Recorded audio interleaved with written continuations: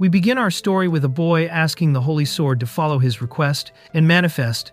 That was the hero's Excalibur ability. It was very powerful, but it drains power and consumes a lot from the person. But anyway, since they go repeatedly, it seems like it's a priority. The girls also use the magic sword, the thunder judgment, and other powers. While a boy in the back was using his magic to help everyone, he helps with the magic growth and also starts to help enchant people's magic. After that, he ends up repairing the magic swords and apologizes to one of the girls because she was the last one to heal and help everyone.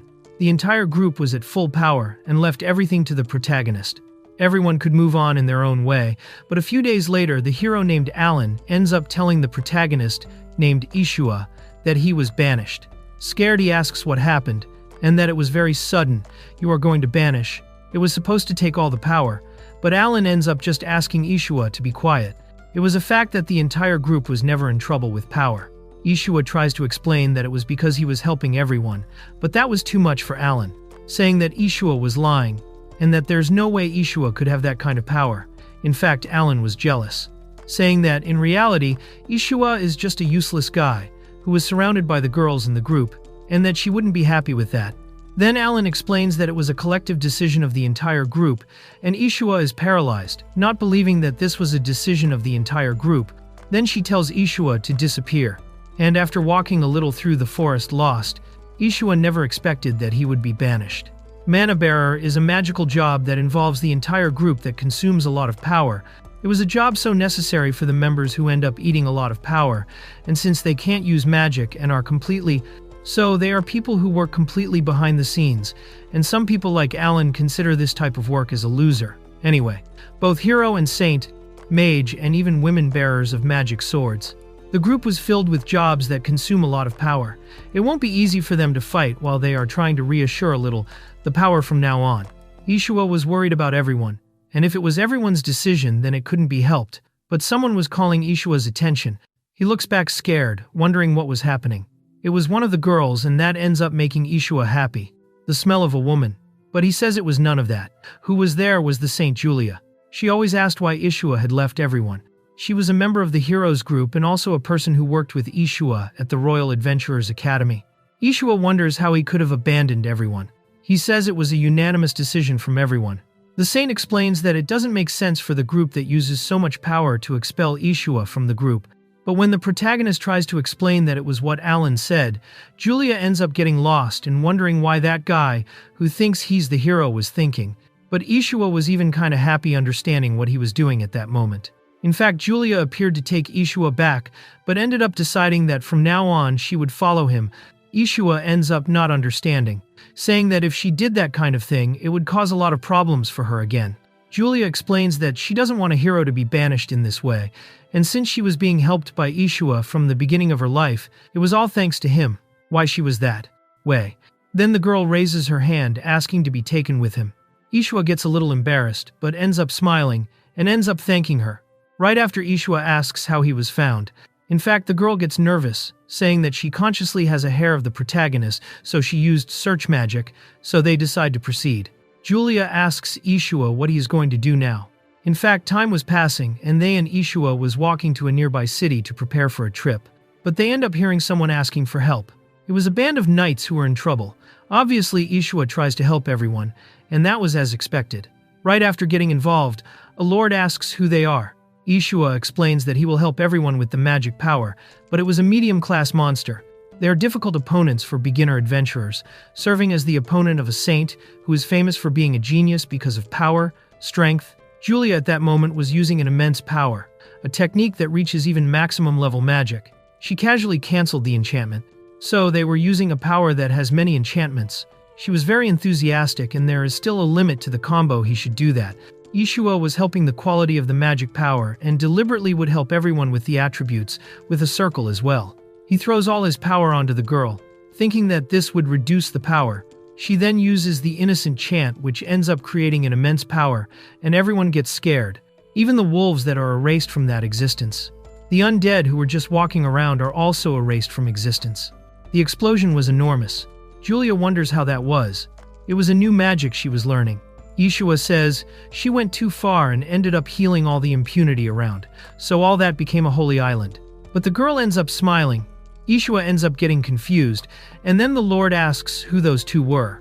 After a while, they end up arriving at the city with the Lord's help, and Ishua thanks a lot for guiding him to the village. In fact, the Lord brought them there to thank them. Nothing more than that. And it was the first time he heard about such a powerful magic like this, and being able to activate with magic transfer was incredible. Normally it would be impossible, but Ishua makes the impossible possible. Julia cannot activate the magic at her own scale, so Ishua was like the ground to bring mana to her, and honestly he can understand a high-level magic if he is seen for the first time. Adjusting and optimizing the power, that is, Ishua was actually a superhuman. A plate of nuts ends up arriving and the Lord gets irritated, telling not to give that to his savior. But the girl apologizes, saying that as they are short on power lately, they don't have just that. Ishua asks what was happening. Then the Lord explains that this was a small life after all, so he can't maintain the refinery all by himself because of the equipment. Originally, they were specially made from large seeds to do the refinery. Due to lack of maintenance, the production volume was dropping a lot, and it was because of that they couldn't afford to spend money on maintenance. So they were stuck in a vice. In such a distant future, this village will probably cease to exist. Ishua and Julia look at each other, saying that they understand that, and if they are short on power to leave it with Ishua. The Lord says he just asked him to thank him, but nothing more than that. They didn't want to cause more problems for Ishua. Julia explains that it was fine because in fact, Ishua was a naturally good person, someone to be followed. They go directly to where the maintenance happens. They were in terrible conditions, and they decided to do it on their own for years. Ishua approaches and touches the tool, saying that it wouldn't be able to handle it for long. Then he touches his two hands with so much power, and saying to completely recharge. Everything starts to shine intensely. The Lord starts to get scared. He was putting mana from his body into non-human objects, was something Ishua already knew how to do, and that he was already in charge of maintaining the magic items of the hero group. Of course, if he uses a lot of mana, the attribute would be repelled quickly, so everything starts to get clean as new, besides being filled with power. Right after the lords get completely scared, realizing that all the bad things were gone from those machines, and that now they could be used as if they were at their very peak. And if the power is prepared appropriately, that would be extremely useful. They were repairing the magic circuit that had been going on for a while. Ishua apologizes for taking a little while, but the Lord says it wasn't even long, and that he put so much power into the equipment, and even restored them, and even helped with the magic formula. It was the equivalent of the work of many of the most powerful engineers.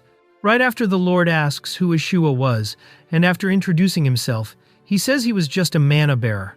The Lord says he can't be just a mana bearer, and knows that even the magic that the girl used earlier, she was known as magic or something like that. Julia introduces herself, saying that she is officially recognized as a saint in the church, and she had already become a true saint after everything that happened. The Lord ends up being surprised, saying that he indeed brought a saint to that place, and if by any chance, Ishua would be the hero. The Lord apologizes for all the rudeness, right after Ishua says that people were misunderstanding, and that Julia should deny that too, only because the Lord says that they are a perfect couple. The girl was completely excited, totally forgetting what was happening around her. Following, the Lord ends up thanking all of them, saying that it was time for a party because the hero ended up saving their lives, and they brought the best alcohol for the hero, and that they were misunderstanding everything. The Lord ends up saying that he doesn't know what the protagonist's circumstances are, and if he says that was not the case, then it must be really different. Right after Ishua says that it's not like they would understand everything in the end. A lady nearby says that she has seen thousands of people pretending to be the hero, but that one was the most modest and true. The people of that village were not listening to others, and even Julia says that he was right and that Ishua was really the hero. Scared, Ishua says that something was touching him from behind, and Julia asks what it could be. Ishua didn't understand what was happening. Something was strange, but in fact it was because she had already drunk alcohol before, and that was making her drunk. And everyone used from the village was getting drunk too. Even Julia jumps on him, trying to kiss the protagonist. While that, the true hero, who was Allan, was trying to enter a cave that was known for being a high-class dungeon. Maria ends up saying if Allan was right at that moment because they were ready to attack a high-level dungeon without Ishua, while that Marcella says that it's not just Ishua, they were without Julia. Allan ends up thinking that he knew there would be problems in the bathroom. Ishua, after all, they were with them. Allan ends up saying that they should be quiet, and that it's no problem if incompetent people were not present, and that they should just follow him. The girls look at each other, and in the end, That was the story of a fallen hero and a mana bearer who was recently called the hero. While in the village, everyone was getting excited about the hero and asking them to come back and visit. Ishua ends up explaining that he is not the hero again, but the people in the village end up not listening. In the middle of this, Julia asks if that is not all right after all. The people in that village think Ishua is a hero for saving them, right after they ask where they are going. Ishua ends up saying that he wanted to go back for the license, and he wanted to register as an adventurer. It was like being reborn. Meanwhile, in that cave, Allan ends up using his magic sword again. He ends up doubting a lot about the dungeon being high class, saying that it was too easy without even a mana bearer and a saint. Dungeons around the world are classified, and they range from extremely low classification to extremely dangerous in the Adventurers Guild. Even beginner adventurers can conquer, but veterans can't pass much of a high classification. Maria ends up telling him that they have to think about the power to return too. After all, Ishua wasn't there. Marcella also says that Julia wasn't there either, so they can't keep getting hurt a lot. Allan ends up saying that those two were useless and are cowards who would be running from high-class dungeons. The mana bearer was not necessary after all. But Maria ends up remembering that Ishua always said that the ideal mana bearer was the one who made the group not fear mana corruption. Then she is almost attacked and manages to dodge destroying that monster once and for all. Meanwhile, Marcella was there also killing the monsters. Allan fought with everything and says that the group was completely perfect and that they have nothing to worry about. But something strange finally happens, and she doesn't realize that something strange was happening with Maria's magic sword, and she said that it's, as she was saying, Ishua was not there, so there's no way she can keep using that kind of thing all the time. Marcella's power was about to reach the limit. Allan ends up not accepting that they were being called partners of the hero group and that he should do something. So he ends up making a request to his holy sword, but his head starts to hurt, and he falls to the ground completely lost. Allan was not understanding what was happening at that moment, saying that his head was hurting a lot, as if it were going to split in half. But it was because he was low on power in his body. But this had never happened to him before.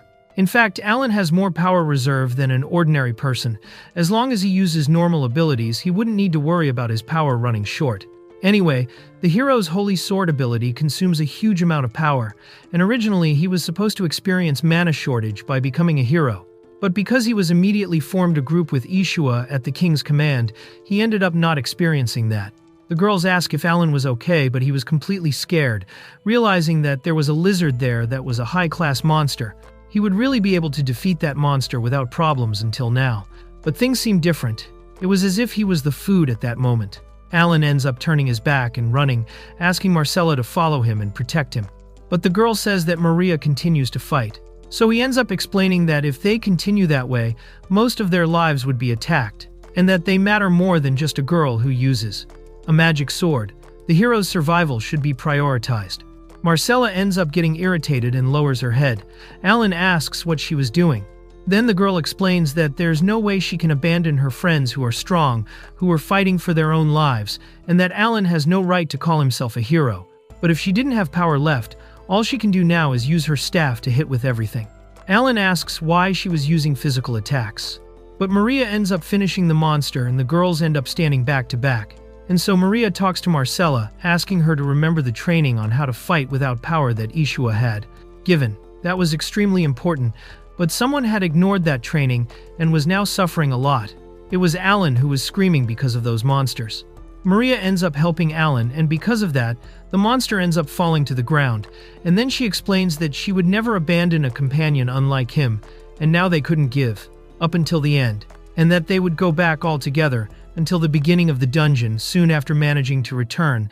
Somehow all are tired. It had been a long time since Maria had experienced a battle with only swords. It was clear that now, if you touch magic on your sword, that would get very complicated. Allan ends up asking what they were doing. What they are having fun at that moment, because they retreated from a battle without even having conquered the dungeon. Besides, the person who was only supposed to use magic used the staff for physical attacks, and the magic sword woman just uses the daggers.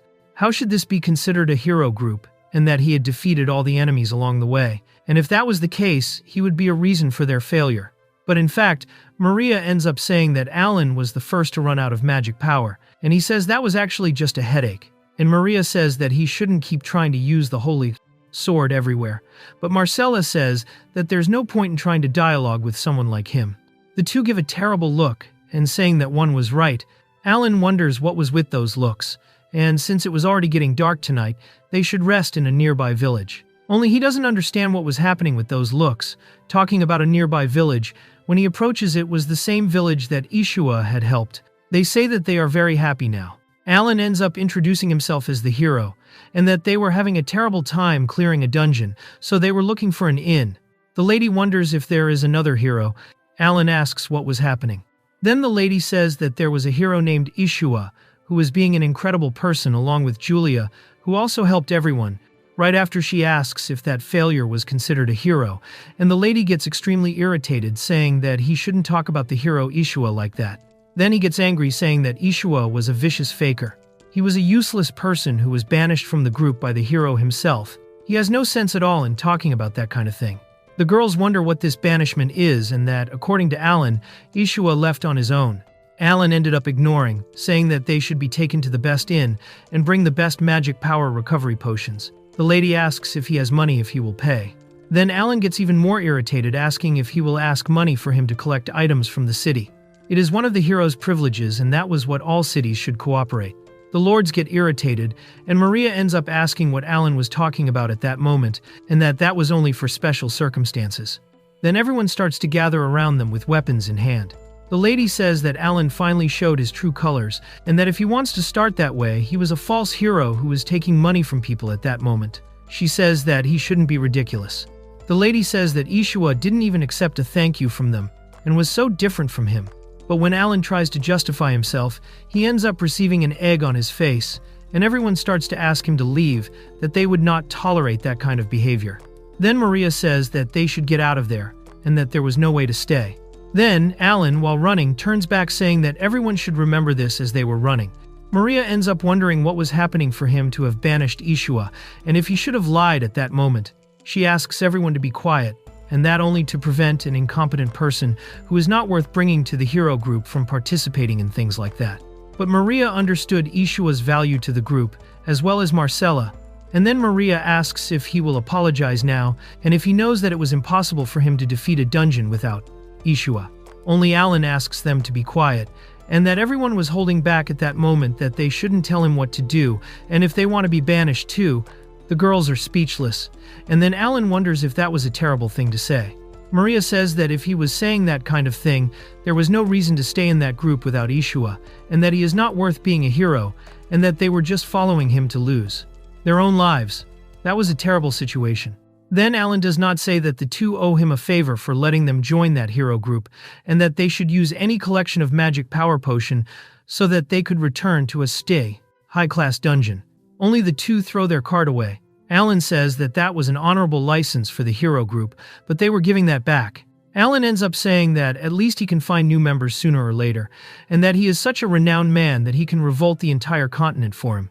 The girls say that if that is true, they would be watching from afar, so they leave. Then they end up wondering what they should do at that moment. Since it was not abandonment, they should try to approach Ishua and ask what was happening. Marcella could use a detection ability that she had acquired, and also for some reason she has Ishua's hair in case of a casual happening. Maria says that it was a strange coincidence because she also has a detection ability, and by coincidence, she also has Ishua's hair. The two end up laughing at each other, saying that it was an incredible coincidence. Then the two use the abilities, and the final destination was a small town of novices that was nearby. Then Allan asks them not to joke with him, and that he was the hero, and that kind of thing shouldn't happen. But wait a minute, Allan starts thinking about recruiting Ishua again. He should be in trouble after being expelled, and surely he should cry tears of happiness once he does that kind of thing. Right after, Allan uses his discovery skill, a unique ability that the hero can identify the location of his own group. By the license, and Ishua's location was a novice city, which he should be expecting at that moment. Right after, Ishua ends up arriving in his city, and Julia says that they finally arrived at that moment to the novice city to get a bit of her new adventurer license. The woman ends up seeing that her strength is not very strong, but her attack and defense are. However, her full strength was in intelligence and magic power. It was as expected from the saint of the heroes group. She was incredible with her intelligence and magic power. It was Ishua's turn now. That was a novice adventurers guild. Julia and Ishua gave their status as members of the heroes group, and now they would be registering as new adventurers. That crystal was a way to measure their status, and each status was classified from the letter F to the letter S. When he touches the ball, it ends up shining incredibly. Everyone starts to get perplexed by what was happening. They couldn't believe that a mana bearer was doing this kind of thing, to have such a high status. His strength was A class, his attack was B class, his defense also B class, his intelligence was A class. Only something ends up shining. The eyes of the receptionist checking that Ishua's magic power was SSS class. All the adventurers end up getting confused, wondering that they never saw that classification before. That maybe that mechanism should be broken, they should try another way. But that mechanism was pointing completely, and that Julia never saw Ishua run out of mana before. It was a proof since the saint was there, a mana bearer with an extremely high classification that no one has ever seen before, and Ishua's magic power never ends. In other words, he could use skill points if he wanted to, understanding what a genius he was, and how much of a genius the saint was too. His adventurer classification was medium class. From now on, they are adventurers. Everyone gets scared when they realize that they were medium class, and how that was possible from the beginning. Only Ishua says that they shouldn't have special treatment. Only everyone asks to join Ishua's group, or for him to join the people's group, and that they promise that both would pay everything very well. Ishua wonders what was happening. This was terrible because in fact Julia was a completely shy person, and who cannot stay in saint mode for long. Ishua explains that Julia is a saint, and that he is a mana bearer who doesn't have much value. Only someone ends up asking everyone to be quiet, saying that that was a terrible convenience, and that everyone should stop approaching Ishua. When Ishua observes very well, he realizes that it was his sister. Her name is Diana, and her title is Sword Saint. She was an adventurer of the highest classification, and who belongs to the group of the heroine Liliana, who defeated a very strong demon, one of the 4 kings directly from the Demon Kings. Control, maybe. Then Diana asks everyone to stop that kind of behavior, and that suddenly people should stop advancing towards him, and then asks what was happening, and if Ishua wanted to join her group too. Right after they get confused, and Diana was getting the Sword Saint classification to participate in the recruitment battle. Ishua apologizes because they only wanted to work together for a while. The leader was qualified to be a hero too, and that they could come back at any time.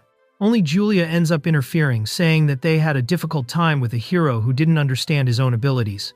However, Diana explains that Liliana is not that kind of person, but Julia continues saying that, could you trust a leader who doesn't even come to see the person herself? Diana understands the circumstances that were completely difficult. Ishua apologizes, saying that Julia was just worried about what she said earlier. It was the first time they were meeting Diana herself, and he feels that she is someone he could trust. However, if Diana completely trusts Liliana, then she should be a calm person too. Ishua explains that he was banished, and for a while, he was thinking of working with only the members that he knows himself. Diana says sorry for everything that happened. Understanding the situation now, she ends up apologizing to Liliana herself, saying that she failed the most important mission of recruiting her own brother. However, one could say that Diana's ability was completely renowned, thinking that she is a sincere person, and if only this time they should accept the offer, but she should be a completely incredible heroine. Right after Diana returns to her heroine, apologizing because she ended up failing. It was a small detail in the magic composition. The more she trains, the more complicated it becomes. And even Diana, who doesn't understand much about magic-based work, can understand that kind of thing.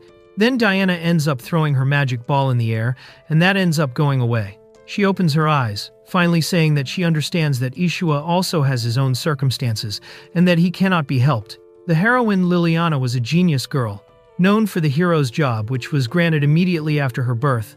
Her fame ends up increasing every time she ends up conquering one of the 4 corners of the heroes. Aside from that kind of thing, everyone thinks that she should continue training even after becoming an arrogant person. Anyway, her responsibility as a hero was to bring all the knowledge she had. However, her emotions ended up getting bad, but the girl ends up crying a lot, asking why that kind of thing happened. If Ishua hates her a lot, even Diana didn't know who that little girl who was crying all the time was. Then Diana explains that the heroine should see him in person because that way she could talk to him and get to know better who that kind of person was. Liliana says that there's no way she can do that kind of thing. But at that moment, Diana explains that it was love at first sight that Liliana had felt before the first time she saw him. She cannot believe that they only managed to see him after a long time around the city, so they should enter the same mission to help them with a little push. But as was expected of Diana, they should do that kind of thing. She was completely a little girl who was walking back and forth, and at her age, it was natural to fall in love. However, it was a good encounter for Liliana. The next morning, at the Adventurers Guild, Ishua and Julia were in front, saying that now their life as adventurers would be beginning. Only right in the morning. They were seeing that the mission board was completely full of people to take the first missions that were given that morning. They end up getting scared by so many people who were there. Only right next to it, there was a mission that had some scrolls thrown on a table. Then he tries to take a look at the requests, and a receptionist who was passing by says that they should start the activities right now, and those requests on the table. Ishua ends up asking what they are. It was to defeat a horde, which was a complete specialty of Julia, that they should help with a power reactor, and that someone was also looking for a cat. The cat request was fine. They are going to take all those requests that were on the table. The receptionist asks if it was all right, but they are requests that they were really enjoying a lot. Then the girl says that it was as expected of Ishua to think that he was that kind of person who could accept requests that were not good enough. Then Ishua asks what was happening. The receptionist explains that those missions were abandoned because the reward was not worth it due to difficulty, and no one thought they could take that kind of thing. Ishua ends up thinking that it was just a request to find a cat after all, and then they end up calling all the cats in the city to look for a specific one. It was just a specific cat that the request was for. Then they end up finding the cat that was in the request. Meanwhile, Liliana and Diana herself were keeping an eye on them. Liliana asks how long it took for them to find a cat. As it was not a mission or a magic power, it would take them an entire day, or that could actually take their entire life, but the people found it in 30 minutes. Right in the next mission, it was to subdue a horde of undead that Julia ends up doing with just one blow. Ishua explains that she did too much again, but it was because of working with Ishua. Liliana ends up being thoughtful about that kind of thing, because it was incredible that a person could do that kind of thing. A horde of undead defeated with only magic power. Normally expensive potions and magic power would be necessary, but possibly it was not because of the mana bearer who was right next to them. Then they say that in the next one they will definitely need help, but they managed to restore all 32 powers of the reactors, and that was incredible. Then a group of villains ends up arriving, saying that they are taking care of those reactors and that they were from a rival company. They were causing problems. Then the leader of the rival company says that he should approach to defeat all those reactors like that. Liliana says that now it was his time. Ishua asks everyone to hide, wondering what he should do. There were too many people for him to defeat individually. However, the opponents are human and the power actors were all around. Considering that Julia has large-scale offensive abilities, it was useless to use that kind of thing. If that is the case, he ends up creating a barrier around him. The people ask what was happening. Then some of them start to feel something in their head. That was a high-performance technique of magic power, concentration to increase magic power recovery. However, that also starts to cause nausea and headache, especially for those who don't have magic power-based jobs. Leaving only one standing who asks how he could deal with that kind of thing. Ishua realizes that that was not a normal guy, who was perhaps an adventurer hired for money. He should be someone who could incapacitate people with that kind of thing. Then he uses a magic power, throwing completely on top of that guy who was still standing, and that ends up making him fall to the ground. The people ask what he was doing, and that he managed to inject magic power into that guy, forcefully. It was because of that that man was acting in that situation. It was as if he had caused magic power intoxication, and instantaneously he lost consciousness. Increasing the concentration of magic power around the area, just using it as an attack, was a technique that was originally used to recover magic power. But because Ishua's magic power was at a classification beyond the human limit, that was why this thing was being demonstrated. Liliana says that maybe next time they will need her help. But obviously Diana was already saying that at that limit, the situation they are finding will never need help. While all this was happening, Allan ends up arriving in the city, saying that he finally approached that place. So at that moment, Ishua decides to return to the city. All the adventurers were talking about him. How an A-class adventurer. He was also taking those missions that no one wanted to take before. Maybe he is such a capable person. So the receptionist says that Ishua became a bit popular. And when Ishua explains that maybe it's just a misunderstanding from everyone, and that he was just taking the missions, Allan arrives, saying that he finally found Ishua. Ishua and Julia look back completely lost, wondering what had happened. And Ishua quickly asks what happened to Maria and Marcella. Allan explains that he abandoned those two incompetents. Ishua asks why he was doing that.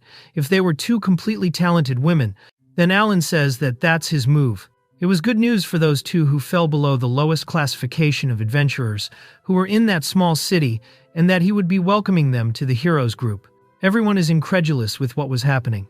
Allan asks what was going wrong, that they should be more grateful for what was happening, and that they could return to the group of the glorious hero, only he doesn't notice that there were people speaking ill of him. He wonders what was so funny at that moment. Then the adventurers explain that they heard a story from the saint one day about the stupid hero who banished Ishua from the group. Allan cannot believe that he had a reputation as a stupid hero around there, and asks what that guy was talking about to begin with. They are not even of the lowest classification. The two are currently medium class. Only Allan says that maybe new adventurers should be of extremely low classification, but that was why they were so happy, and saying that they had extraordinary adventurers thanks to his banishment. Several people ended up appearing there, and maybe he was having problems and couldn't have enough magic power. It was so inconvenient for him at that moment. Allan starts to get irritated, saying that he should shout at those people at that moment. Only Ishua says that they are doing very well at that moment, and that they have no plan to return to the group, and if he doesn't have other missions, it would be very good. Allan cannot believe that Ishua ended up denying his offer. Besides, he was mocked by a lot of people, and besides being rejected by that loser, it was something that he couldn't allow. So Allan takes his sword and turns to Ishua at that moment. That's when Diana ends up appearing, telling him to stop that. Allan asks what that woman was doing in front of him, while Diana explains that being in the guild was extremely prohibited, and because of this situation, Diana would be his opponent, and if he thought he should deal with her, then she would resolve all that situation. While she was talking that, he felt a tremor in his body. It was a very high sense of intimidation. That woman was dangerous. Then he turns his back and goes away, saying that it was enough for today, that maybe another day he would come back to resolve things. Diana says that to think that that guy can't even feel the difference between the two people was terrible. Ishua ends up thanking her at that moment, and Diana says that it was not necessary to thank her for anything, and that Ishua knew that he has no voice in the general memories, and that was why he can't understand. Now everything would make a lot of sense. His name was Esper, so she hopes he never causes problems in the near future. After all that, the story continues, and they worked hard to conquer all the requests that were given. But one day, about a week later, Ishua received a mission to go to the elf village, to report incredible things to the guild, and just that mission alone gives 30 gold coins. Then Ishua wonders what they were doing there, denying those requests that were supposedly to have a low reward, and it was not worth it to be taken for the veteran adventurer who doesn't accept 30 gold coins. There should be some reason, and it is also strange that the client's name is not placed either. Ishua couldn't put Julia in that situation. Then the receptionist says all he has to do is go to the elf village and report that everything was fine. But Ishua says to wait a moment. Do you really have a case that was like that? Why would no one take it before?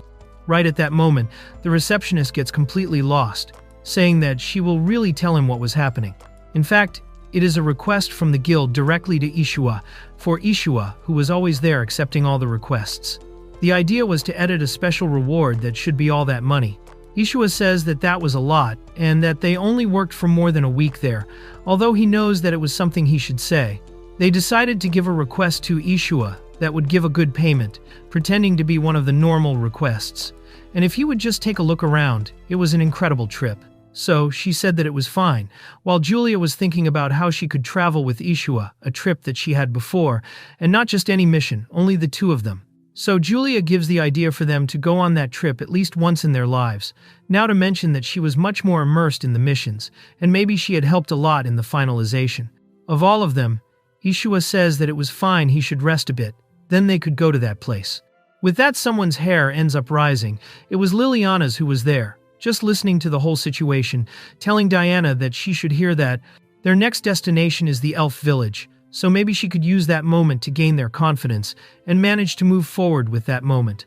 Even if she was a heroine, her hiding abilities were improving a lot, but there were no benefits for someone at that moment. Then Diana asks Liliana if she felt anything different in that past week, and doesn't she think that those two were in a good moment to join a group? But obviously Liliana was not listening, approaching the receptionist and asking if there is any request near that elf village. Then the receptionist who was there now says that there was one to defeat a mutant species of a monster that was nearby there. It was a very high-class mission for being one of the most difficult requests currently being taken in that guild. Diana approaches to see that mission properly, asking if it was all right. Obviously for Liliana, they thought that was calm, so that way the two of them don't have any problem. Liliana tries now to get to that mission. There's no point in looking up at them all the time. At some point they should progress. 3 days have passed since then, and they have already arrived at that place. Julia really manages to see the world tree from afar, and cannot believe that it was visible from such an incredible distance. Ishua says that it was a legendary tree and was protecting the elf village for 200 years, and it really purifies the air around. An angel showed a miracle on those islands released by the monsters. Then the huge tree grew from that seed that was purified by the birth of those people. After that, people started to appear on that island, and according to the legend, thanked for the whole world. Then humanity was happy to live in that area.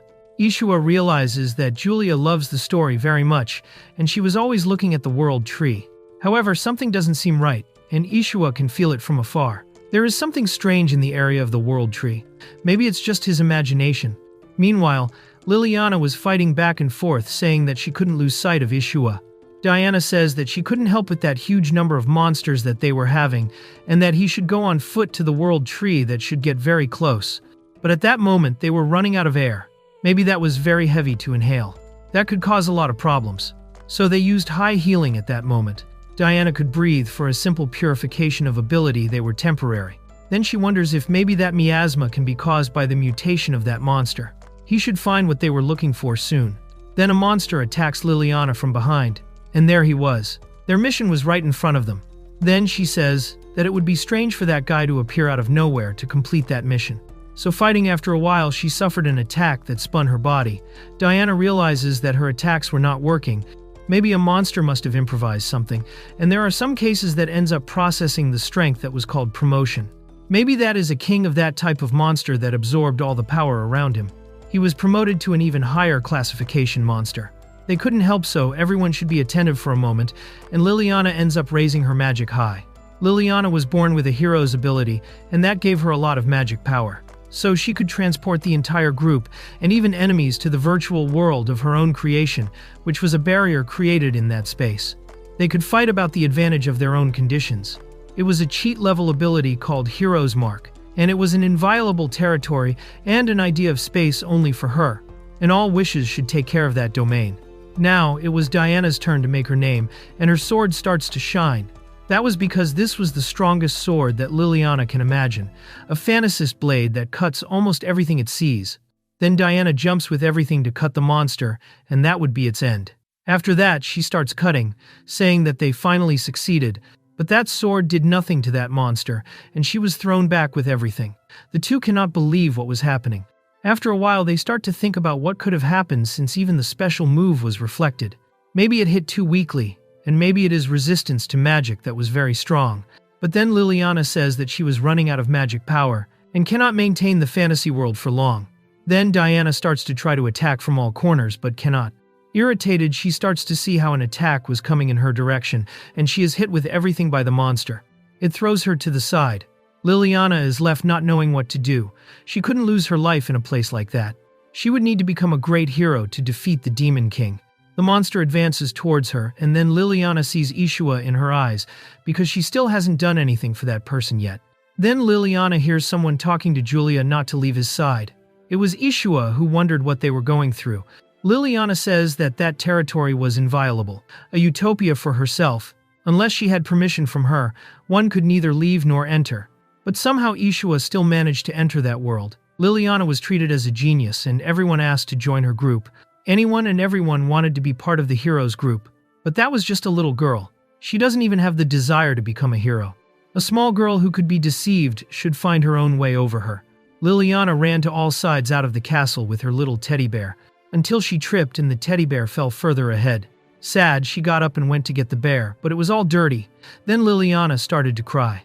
Someone asked if she was okay at that moment. It was Ishua. He raised his hand to help the little girl. Then we returned to normal time, and the monster was about to attack her. She couldn't lose if she lost there because she hadn't done anything for that person yet. Then Ishua appeared inside her area, and Liliana ends up asking what he was doing there. Then Ishua ran to help protect her from an attack, and the girl tries to thank him. Ishua says that he found that girl near the castle before, so maybe he would know her name. Julia shouted Diana's name, who was completely injured. Ishua asks what happened, and how did these things get that way? Liliana asks how he entered that space. So we go back a little while ago where Julia was using her power to purify the people and the surroundings. She just wanted to see the world near the World Tree, but they couldn't enter the village yet because the elves said that it was not allowed to visit the World Tree, only authorized people at that moment. However, they said that the travel guide said that the doors would open. Then she was using all her power to purify the world around there, because she was very angry, saying that she never heard of people not being allowed to enter that village before. And she uses the power again, back and forth, purifying everyone. Ishua says that it was strange because she still couldn't defeat all of them. They only found nothing more than very high-class monsters. It is very complicated since they are in the demon realm. Then she uses her power again, wondering if that was a high-class monster, and obviously they were being killed in just an instant, and maybe. Ishua wonders what he should do because she was like that around there. The air started to get heavier to the point that maybe you could see the heavy air with the naked eye. They definitely need to create a shield of magic power around them. Having done that, the technique was one that increases the recovery of magic power that could be filled with a sea around them. But something seems very strange between the elf village. They should patrol the area just to be sure. With that concentration, not many people can live there. Ishua cannot see around because of the other trees, but there is something strange with the World Tree as he expected. Maybe it was supposed to be a fictional mission, and something really was happening. Then Julia asks what was happening, and Ishua says that he felt a strange feeling. Then he goes closer, and after arriving where Ishua felt something strange, asks Julia if she could see. It was the artificial space that was being distorted. Maybe that was the cause of the bad smell that was happening, but it was an incredible magical configuration. Ishua could maybe analyze that situation, and after opening the space, he decided to enter with everything. And yes, arrives at the current time, where Liliana still cannot believe that Ishua managed to find a way to enter her fantasy world. Even she herself, who uses that kind of ability, cannot analyze it completely. It was as expected of Ishua, who could be considered a monster. Then Ishua asks if that space is the girl's ability. This means that it has nothing to do with the bad smell that was outside. Maybe she is quick to disarm from falling on a large scale like that. A monster attacks them at that moment, and Ishua realizes that it was a mutant species of an ogre king, and that maybe the smell was getting stronger and stronger from now on. Ishua uses his ability to charge them completely, and the girl realizes that her magic power was completely restored in just an instant. Then they ask Julia how Diana was. She was doing everything to heal the girl, who wakes up asking where Liliana was. Obviously, Julia ends up receiving it with pleasure, and the swordswoman asks what they were doing there with Ishua appearing, while Julia says that she cannot heal the bad smell that she took from outside. Then Ishua cleaned her entirely, and her body even felt lighter. It was a combination of curses and magic power that could be neutralized using the opposite magical power post. It was a strange method, but the magic bearers could not use magic, so he had to study and analyze everything, even the attribute and combination, to avoid being a low-income job. Right at that moment, he defeats a monster with everything he has, and they manage to move forward. But Liliana ends up attacking several fireballs on top of that monster. It was incredible because all that situation was happening, but even though they would have defeated it for a while, there was still no damage happening to that monster. Then Liliana says that she was very happy to meet Ishua for the last time. It was a formidable enemy that they couldn't defeat there. More or less, she can gain some time so that he can be proud to be a hero. Ishua realizes that that was the heroine, Liliana, after all. And even though she wanted to sacrifice herself, he even thinks that heroes are different. However, Ishua stands up saying that she misunderstood everything. It is certainly a formidable opponent, but it is not an opponent who cannot be defeated. And then Ishua ends up stepping in front of the girl, asking Julia to do the same as always. Meanwhile, Ishua ends up using his power to improve the sharpness of each one and recover the entire group. Not to mention that there were some more effects that he was putting on everyone's body. Then Ishua says that he would cover all the cost of magic power that they have, so they could use the magic powers without any limitation. Julia will continue to increase her healing, and even some more magic powers for them, so they should be careful of instant death attacks. They are almost invincible, and if they continue compensating that incredible magic power compulsion, then Ishua asks everyone to advance, and Diana advances with everything, to give an attack that ends up managing to cut the monster's belly. Liliana cannot believe what was happening, and then Julia uses her power to attack the monster with everything. It was something so ridiculously powerful, and it only gave a scratch to that monster, and it should be a long battle that was happening there. Then Ishua understands the situation that was happening. Maybe a promoted mutant has a class of its own at that time, and all they can do in that situation was what Ishua would do now. At that moment, Ishua holds the monster with his hands and lifts it with everything. The people ask what he was doing at that time, but it was that the mana attributes that he was making were growing more and more, and then they try to answer the question of how he could defeat an opponent who was promoted after absorbing the bad smell that was outside. The answer was simple, and that he had already given it before. He would have to neutralize all the bad smell, absorb it, and that should almost return to normal after the promotion, and all he needs to do is cut it off as if nothing was happening. And Diana would do that after realizing that Ishua managed to reduce the monster to that state. Liliana, who was right behind, says that they don't need to prolong that fight anymore, and the sword that she desires would cut all things, and the world that she created could create even the strongest sword she imagined. Ishua says that that is the power of a hero, and then Diana attacks with everything cutting the monster in half. And after a long rest, they went down, shaking hands, thanking for everything that happened at that time. Once again, that little girl was what he had said before, to Ishua. And then Diana asks Liliana to seriously thank them. Then she says that her name was Liliana, and Ishua says that they met at the castle when he was invited by Allan's group, and he couldn't believe that she is a heroine. Then Liliana is happy to realize that Ishua recognizes her, and maybe she is more shy than even Julia. However, all the bad smell was erased, and they were considering that they were so close to the world tree, but right at those moments they should return to the village to deal with it as if he were a hero, and explain the situation of the events, and everything else. But when they look back, something terrible had happened. A part of the world tree had disappeared, and that left everyone worried. After observing what was happening, they were incredulous with that situation. Liliana quickly starts running, saying that he should urgently go to the village. Ishua realizes that it was expected of a hero because she can feel the clarity of emergency. Then approaching the guard realizes that they were the same people before. Liliana presents her money card and says that she came to investigate the area of the village. Then the guard asks if they are really from that moment, and Ishua asks what happened. The guard says that he couldn't let them in because before a stranger appeared who called himself a hero, so he was afraid of them being fake. Then they enter with everything saying that they would take a look at what was happening, and passing through there, he cannot believe that this village was going through so many difficulties like that. They were supposed to take a look at that time when they approached. No one could understand what was happening, and with that voice, Ishua already understands who it was. It was Allan who was there in front. A few days earlier, a king had talked to Allan saying that, from now on, he should apologize for everything that happened, because in fact, he should report everything that happened by the members of them who left. Allan, who was still in the nobility, and received a request to return to the royal capital directly from the king. It was expected that that world would be recognizing the king and the things that were being remarked as Liliana the heroine. She managed to defeat even one of the 4 kings who were right. Below the Demon King, and Allan should give something like that. All that Allan could say is that in fact his level increased a bit, and that he was also conquering a high-class dungeon, and after conquering he will move to other even higher-class dungeons. The king says that was enough, and that he was tired of hearing the same thing every day, and asks where Ishua was, who he loved to listen to everything he said before. The king couldn't believe why Ishua's name was being brought up. However, at that moment, if they found that he was the only one left in the group, he wouldn't know what to say. Then Allan explains that Ishua was not feeling well, giving that excuse, and the king asks what happened. Then Allan says that Julia was with him, and that he was taking a rest, and that there was no need to worry. And then they need to think about this kind of mission to invade that can produce some result the next time he returns there. Then the king says that it was fine, and then asks Allan to do something, that he has an urgent mission for him to discuss with Ishua and move forward.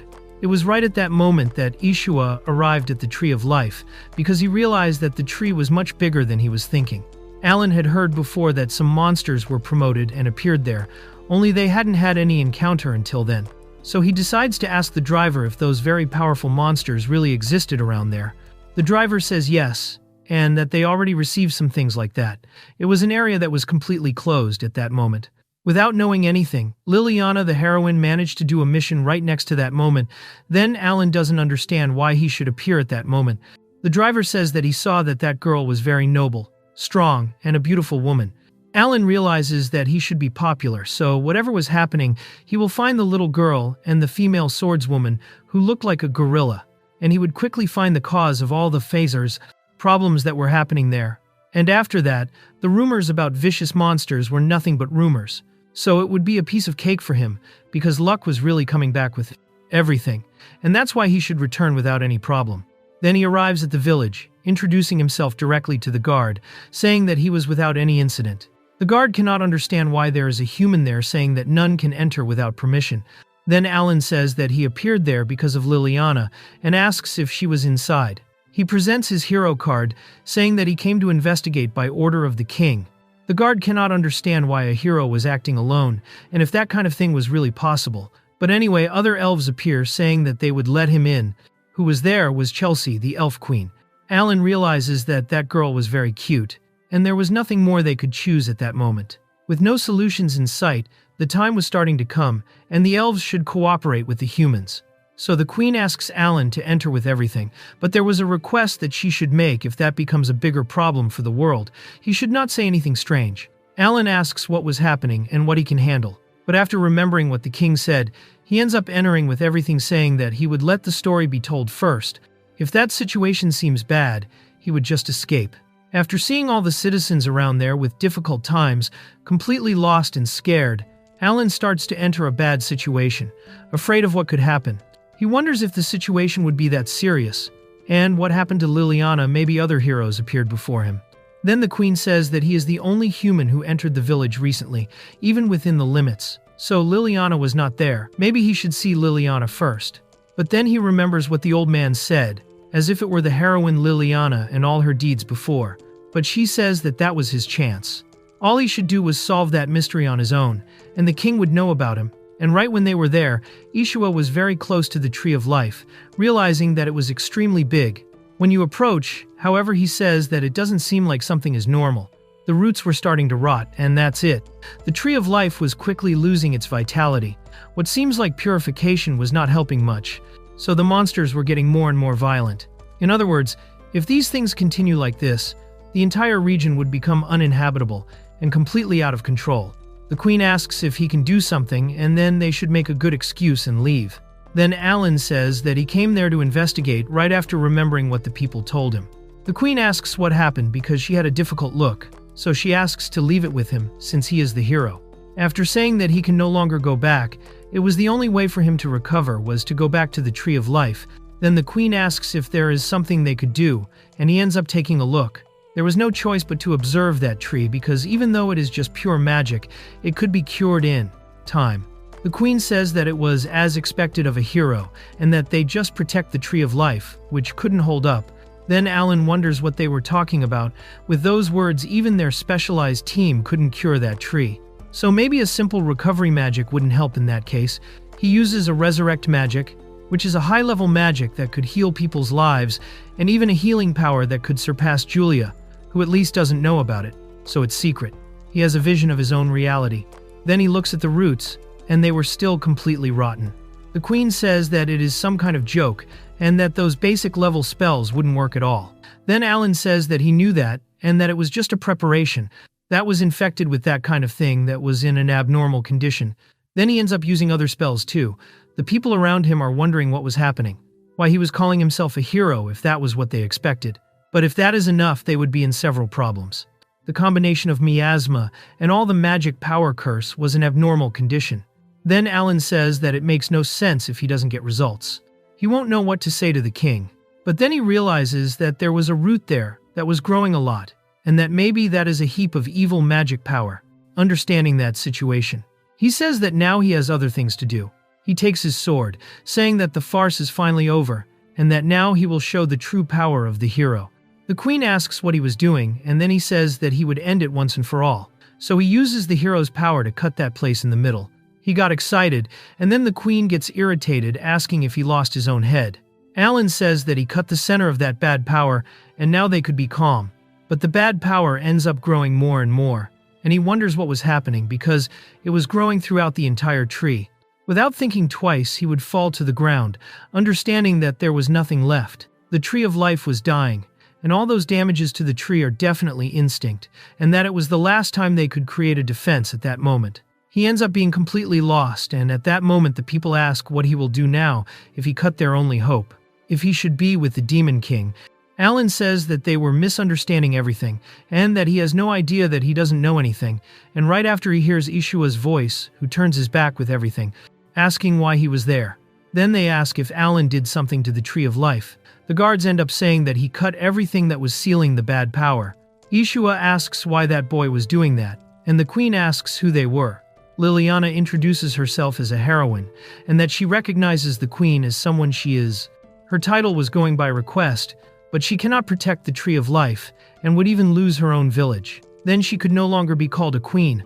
Only Liliana approaches saying that it was a lie, and that it was too early to lose her composure. Then Ishua approaches, touches the tree, trying to feel the soul of the tree, and says that it was still alive, and that he could try to cure it one way or another. The queen asks how that kind of thing could be done, and one of the guards says not to believe at that moment, because they can no longer believe in humans after what happened. Liliana says that Ishua is not a novice adventurer, and that he is a mere mana-bearer after all.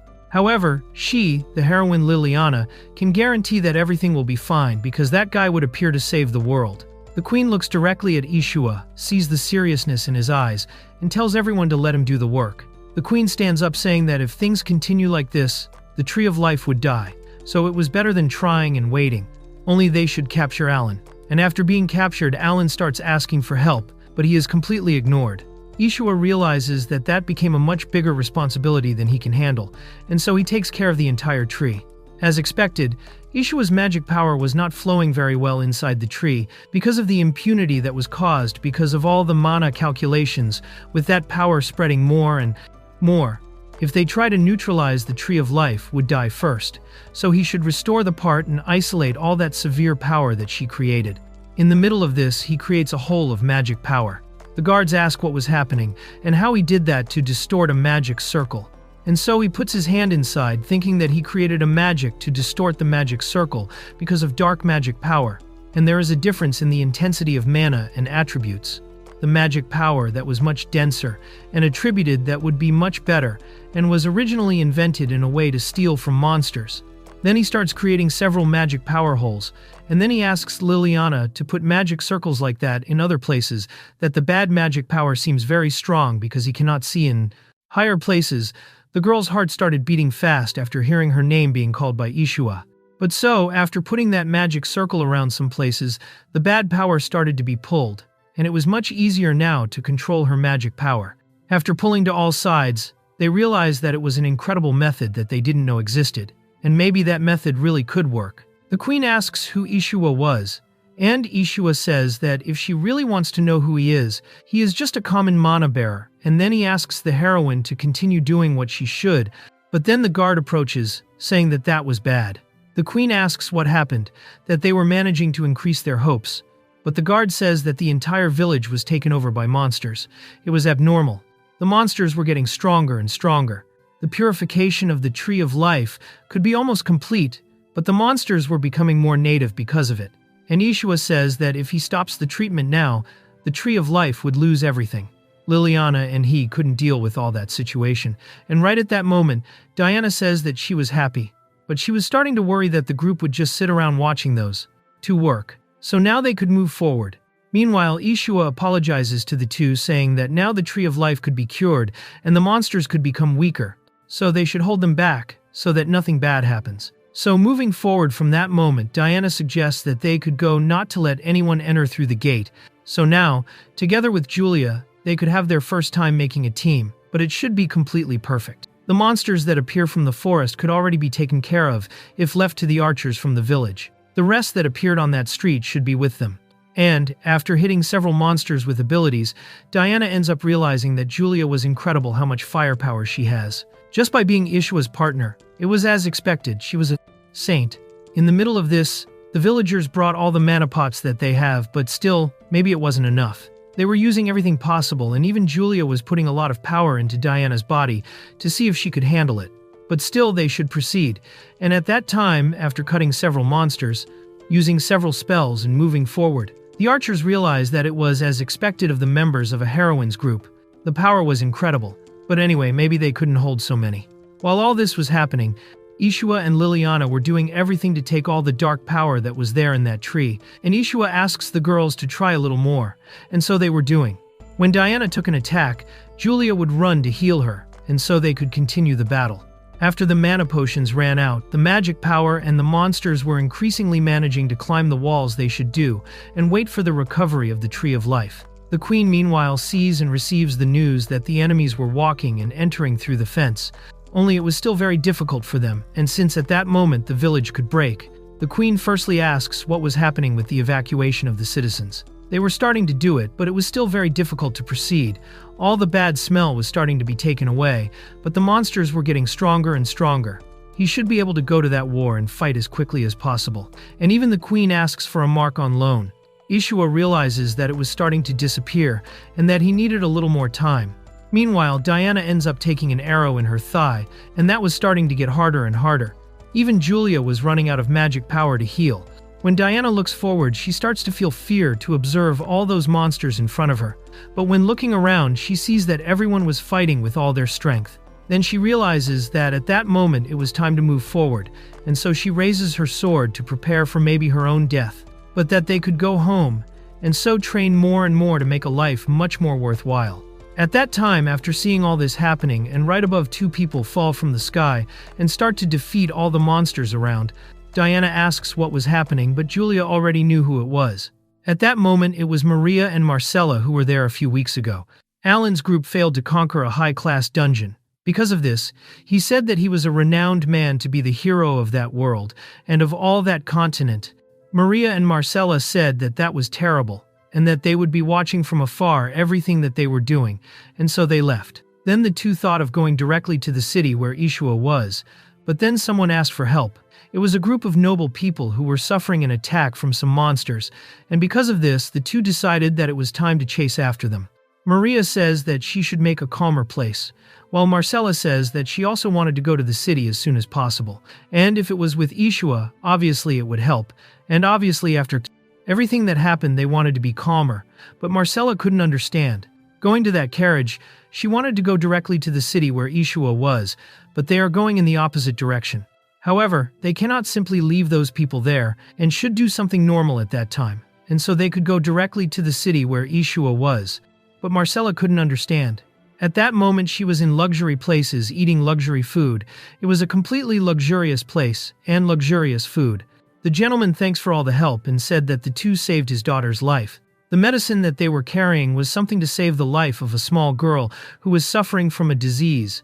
Then Marcella tells Maria that they should go, but the gentleman asks them to wait a moment, and if they wanted to work for him, he was thinking of making them completely skilled. Marcella thanks him a lot for the job, but they should continue to be adventurers, and not simply of some noble.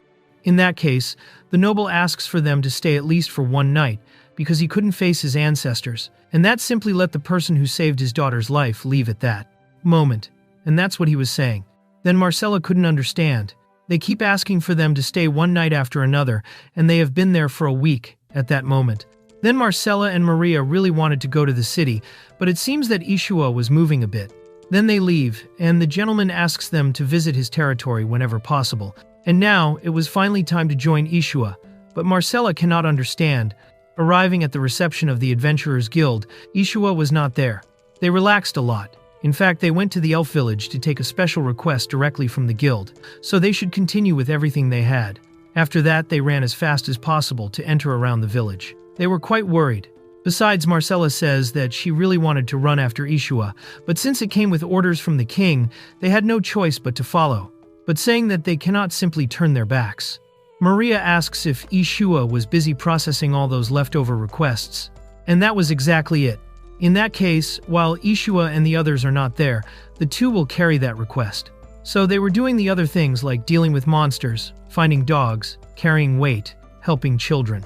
Then they ask if there is anything else left, and some missions were already being reported, and they should follow, but Marcella didn't understand why they were being carried by a giant bird, and at that moment Marcella asks Maria directly, but she was falling asleep already.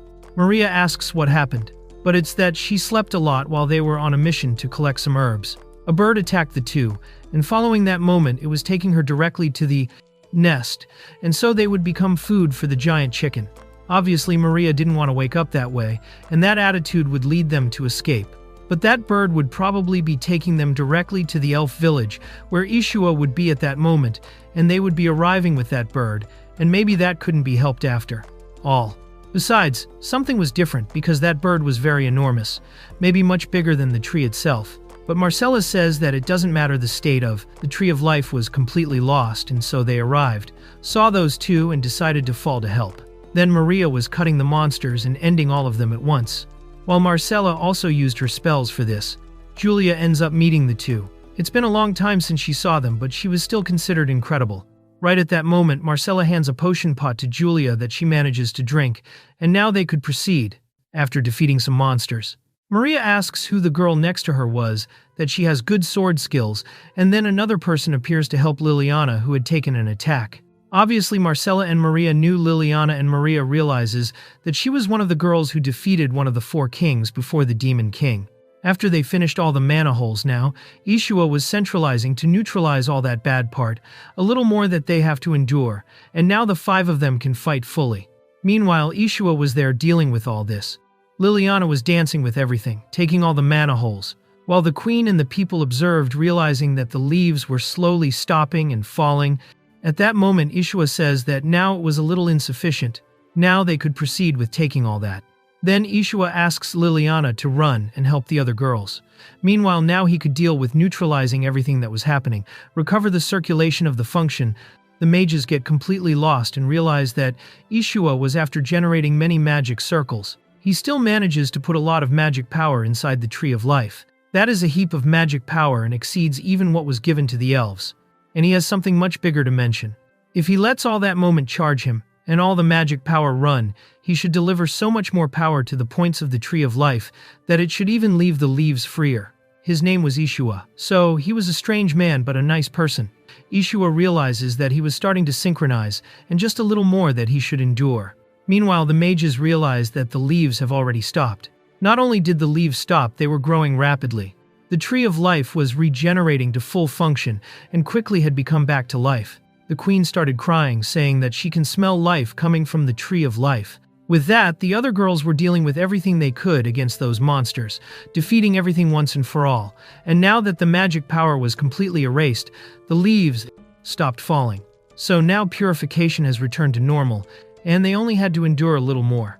But when they realized at that moment the monsters stopped walking, and that scared them, then they turned around and then wondered what happened. The monsters were retreating. Now that the purification function has returned, the monsters were weakening because of this. They were finding a way to save themselves, and that was more or less it. Now that they managed to defend everything, they could proceed to what was happening and call Ishua's attention. The queen didn't know how to express her gratitude, but Ishua says that he still has a final touch to give. So he raises his hands, opens a magic circle, and throws everything at the tree, creating a seal around the tree. The queen asks what that circle is. It serves as a small magic power tribute to think that it was just a purification function that was above capacity. The queen thanks him, but then Julia appears, shouting Ishua's name. And then she hugs Ishua with everything. Ishua ends up thanking Diana and Liliana a lot, but he looks to the side and realizes that Maria and Marcella were there, which makes them very happy to see Ishua again. After hugging each other and saying that they were missing each other, Ishua ends up saying that he didn't expect their help, but it was obvious because it was something specific, but by coincidence a bird took them there, and that he was supposed to be something very secret. But then the queen appears and calls the mana bearer Ishua, saying that he is the true savior who helped the life, and not only him but the girls too. It was quite a group. In fact, they are not a group. They were just getting to know each other at that moment. That is, it was an incredible coordination. They were working together for years too. Furthermore, the village, in fact, the entire region was saved, which makes that night a complete festival for them to thank the saviors and bring ingredients from all over to make the best sake of everyone. After researching a lot, Ishua was talking to the queen, who says that even a hero could deal with that, but she is happy that the Tree of Life was that way. It was like a dream again. Then they realized that the queen of the village, the protector of that world, could lose her own life quickly, but suddenly she was carrying that huge weight on her shoulders. The queen kneels down, saying that if she needs his help, she should ask at any time and promises that he would be there to help. Ishua asks her to raise her head, that she should enjoy festivals like that, and that was enough for him. The queen cheers up and is happy. But someone was celebrating more than they should, and Ishua realizes that that was Julia. She was drinking more than she should, saying that today she wouldn't sleep enough. Ishua let his guard down, but she was a good drinker. And then she says that the saint could purify all the darkness because she is invisible. But she was drunk, and then she approaches Ishua, saying that there was something more important that they should drink together. But then someone was laughing when he looks back. He realizes that it was Liliana, saying that her feelings cannot reach Ishua, and then he asks what was happening. Then she says that a weak heroine like her is probably hated anyway, and she flies away. Things were getting more and more complicated, and when Ishua looks to the side and sees that Diana was there, he looks at each other and realizes that they were dealing with the same complicated thing. Then Diana runs after Liliana, while Ishua takes care of Julia. The next day he realizes that it was already calm. Who was trapped was Allan, who asks not to joke with him. That kind of treatment was terrible for a hero like him. Ishua ends up getting confused, and then the guards say that there's no way to let a hero loose, that he is that demon who tried to destroy the village itself, was right, and situations like this they need to put him in a cage, because he could simply break his own leg or something like that. Right at that moment, Ishua says that he would tell everything to the king that was necessary, and he couldn't keep trying to escape. And in the middle of this, they could stop in the city before reaching the royal capital. Meanwhile, the queen says that she is very happy that they can return, while Ishua thanks for the festival, saying that it was beautiful, so it was everyone's area to return to where they were. Meanwhile, they were returning to the village where Ishua was. Elias, the receptionist, ends up thanking Ishua a lot for returning, saying that he is fine. Somehow he managed to regroup everyone. Things were getting difficult in the elf village, and the receptionist didn't know how much she should apologize for the inconvenience. But Ishua says that as far as he knows, everything was calm, and he wanted to notify about the mission as soon as possible. Then the receptionist couldn't believe that the monsters became more violent because the function of the Tree of Life was deteriorating. And because of this, they not only defeated a subspecies of the Ogre King, who became a high classification, but also revitalized the Tree of Life. The receptionist asks who Ishua is, and then he says that if you ask who he really is, he is just a regular mana bearer, while all the girls behind him were refusing that. The receptionist asks if this was supposed to be just a request to show gratitude, but he definitely cannot let that kind of thing pass without increasing the reward. Ishua says that he doesn't need to do anything special, and that the 30 promised gold coins were already more than enough. However, the receptionist says that a person as good as him arrives, and the results are heroic. Julia thinks that in that case, he genially doesn't think he should do anything significant, which is a little scary. But then all this, the request was successfully accepted, and Liliana could also appear to get her mission reward. And now Liliana could demonstrate Ishua's magic power, and they joined forces. The receptionist wanted to see. Meanwhile, someone asks from outside to be left behind. In comparison, there was a hero there who was dealing with the situation in a more complex way. Allan says that they are his companions, his group, and that they were also his rewards. Then the other adventurers already knew everything that was happening, wondering who he was. Ishua says that he was already banished, and that there is no problem, and that he even almost destroyed the Tree of Life. He wasn't trying to start a war against those people. Ishua says that it was better for him to simply wait on the side there outside the city. That should make him feel miserable, because he almost left the people behind in a high-class dungeon. Ishua, anyway, they could go to the royal capital and tell everything to the king. Then he comes face to face with the king of the royal capital to tell everything that was happening. At that moment, the king says that he already knew about what was happening about the incident because of an emissary who came directly from the queen. However, he doesn't understand why Allan didn't go alone and made things worse, and when Allan tries to say something, the king asks him to be quiet once and for all, and then the king asks Ishua directly if it's true, and Ishua says yes. And that Allan said that the group doesn't need a member who only provides magic power, but that was terrible. The Sacred Sword is a unique hero's ability, but that everything he has the formation of the group was really thanks to Ishua. Then Maria says that Allan lied to her and said that Ishua left according to himself and forced them to conquer a high-class dungeon. And what was worse was that Marcella says that at the moment it was very dangerous, and when things got worse, Allan decided to sacrifice the two and find a way to escape, so he was the least who was alone at that moment, who asked him to investigate the Tree of Life. In other words, Allan lied to the king, which was terrible. When Allan tries to say something, it was already too late. The king already decides that he would be withdrawing his hero title, But Allan stands up asking to wait a bit, that he definitely manages to come back. And then he looks at Ishua, saying that he should return to the group for everyone too, for them to start together. Everyone is silent until Julia stands up saying that it was all right, and if he really thinks it's worth becoming a hero, he definitely should go back to being an incredible adventurer. First, her saint's smile didn't change and was leaving everyone a little scared. Allan says that if Julia was saying that he should start from the beginning as an adventurer, but the king says that they were misunderstanding everything. The reason why Allan was removed from the hero position is because of his performance as a hero that didn't improve at all. Furthermore, he created a relationship crisis between continents and tried to cause everything, giving an obligation because of the whole incident. He gave false records to the king, and all that was a serious crime. Besides, he would be marked as a criminal, and he cannot live without that mark forever.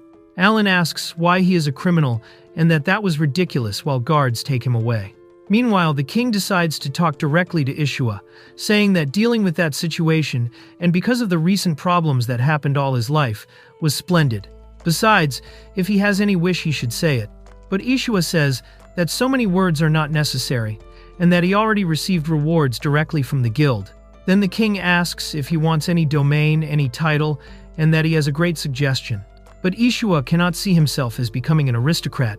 Julia says that was incredible, and that it was something extraordinary that he could simply accept. Ishua thanks him and just accepts that, but the girls cannot understand what was happening. Ishua says that he knows it was an honor, but they are just adventurers, and Ishua wanted to continue going higher and higher as an adventurer. And now at that moment, traveling that way with Julia, and everyone made his life become more and more fun. The king ends up smiling and says that he understands. Then he tells the adventurer Ishua that he wishes him all the best at that moment. Meanwhile, Diana decides to talk to Liliana, asking what she will do now, if she will want to travel just the two of them again, or if she will want to form a group with Ishua. It was their chance to fight together just like they wanted before. Liliana says that she knows that, and knowing that now was the chance, she decides to approach. Only at that moment, Maria and Marcella end up approaching, shouting, saying that they want to join Ishua's group. Liliana is lost. Right at that moment, Ishua says that the two of them may be in very high demand, and if they still want to go with them. Then Maria says that Ishua is an incredible person, and that eventually with them he could leave his name in history. And that seems incredible and careful. Ishua says that they would be exaggerating, and that he would definitely love to have the two of them in the group. Then Diana tells Liliana that it was her time. At that moment, the little girl tries to say something, and then asks if she could be included in his group. And right after a silence, Diana ends up thinking that the way she said it was like a little girl wanting to play house.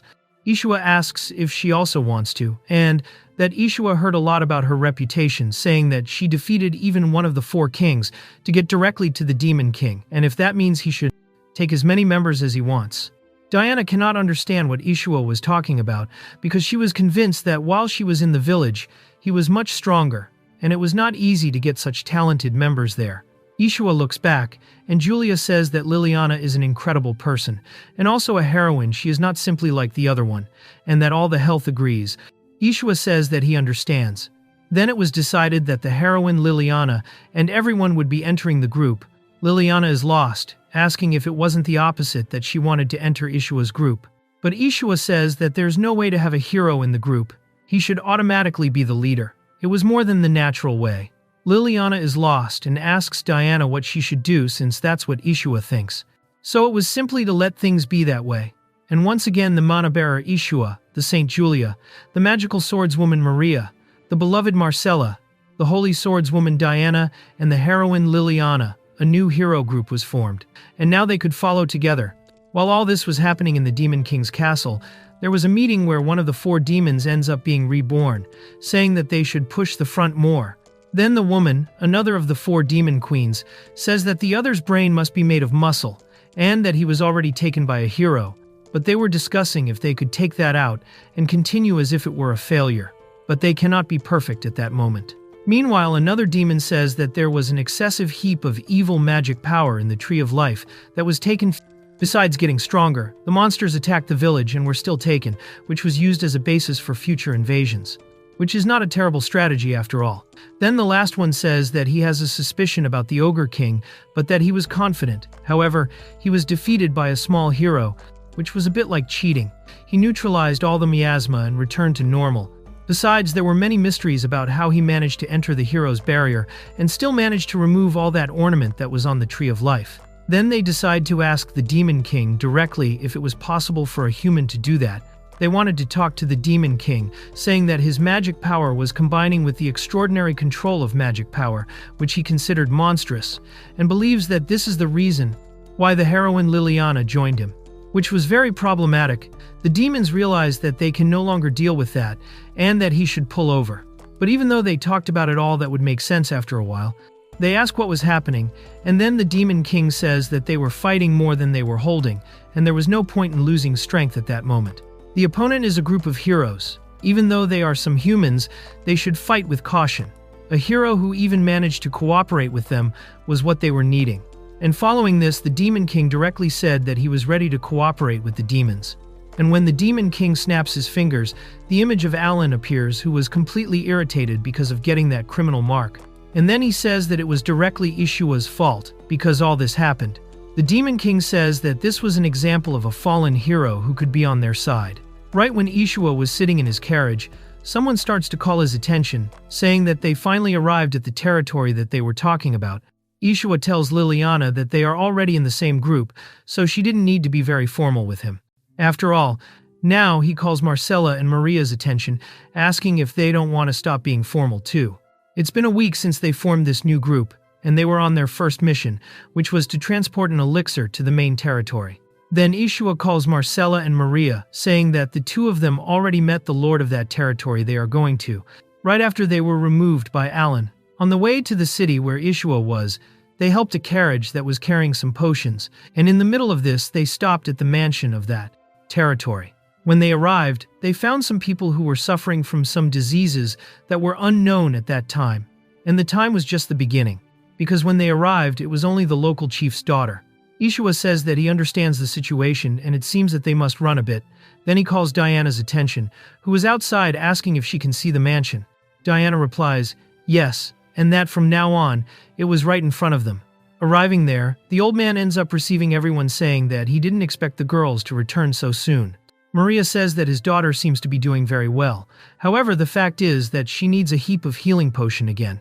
Then the gentleman says that it was a strange disease that was happening, that was being thrown throughout the territory. The doctors of the territory say that they cannot determine the cause, and the only thing that seems to work is a high-class potion that was curing the fatal diseases, and also that is the reason why the missions to collect some herbs were increasing.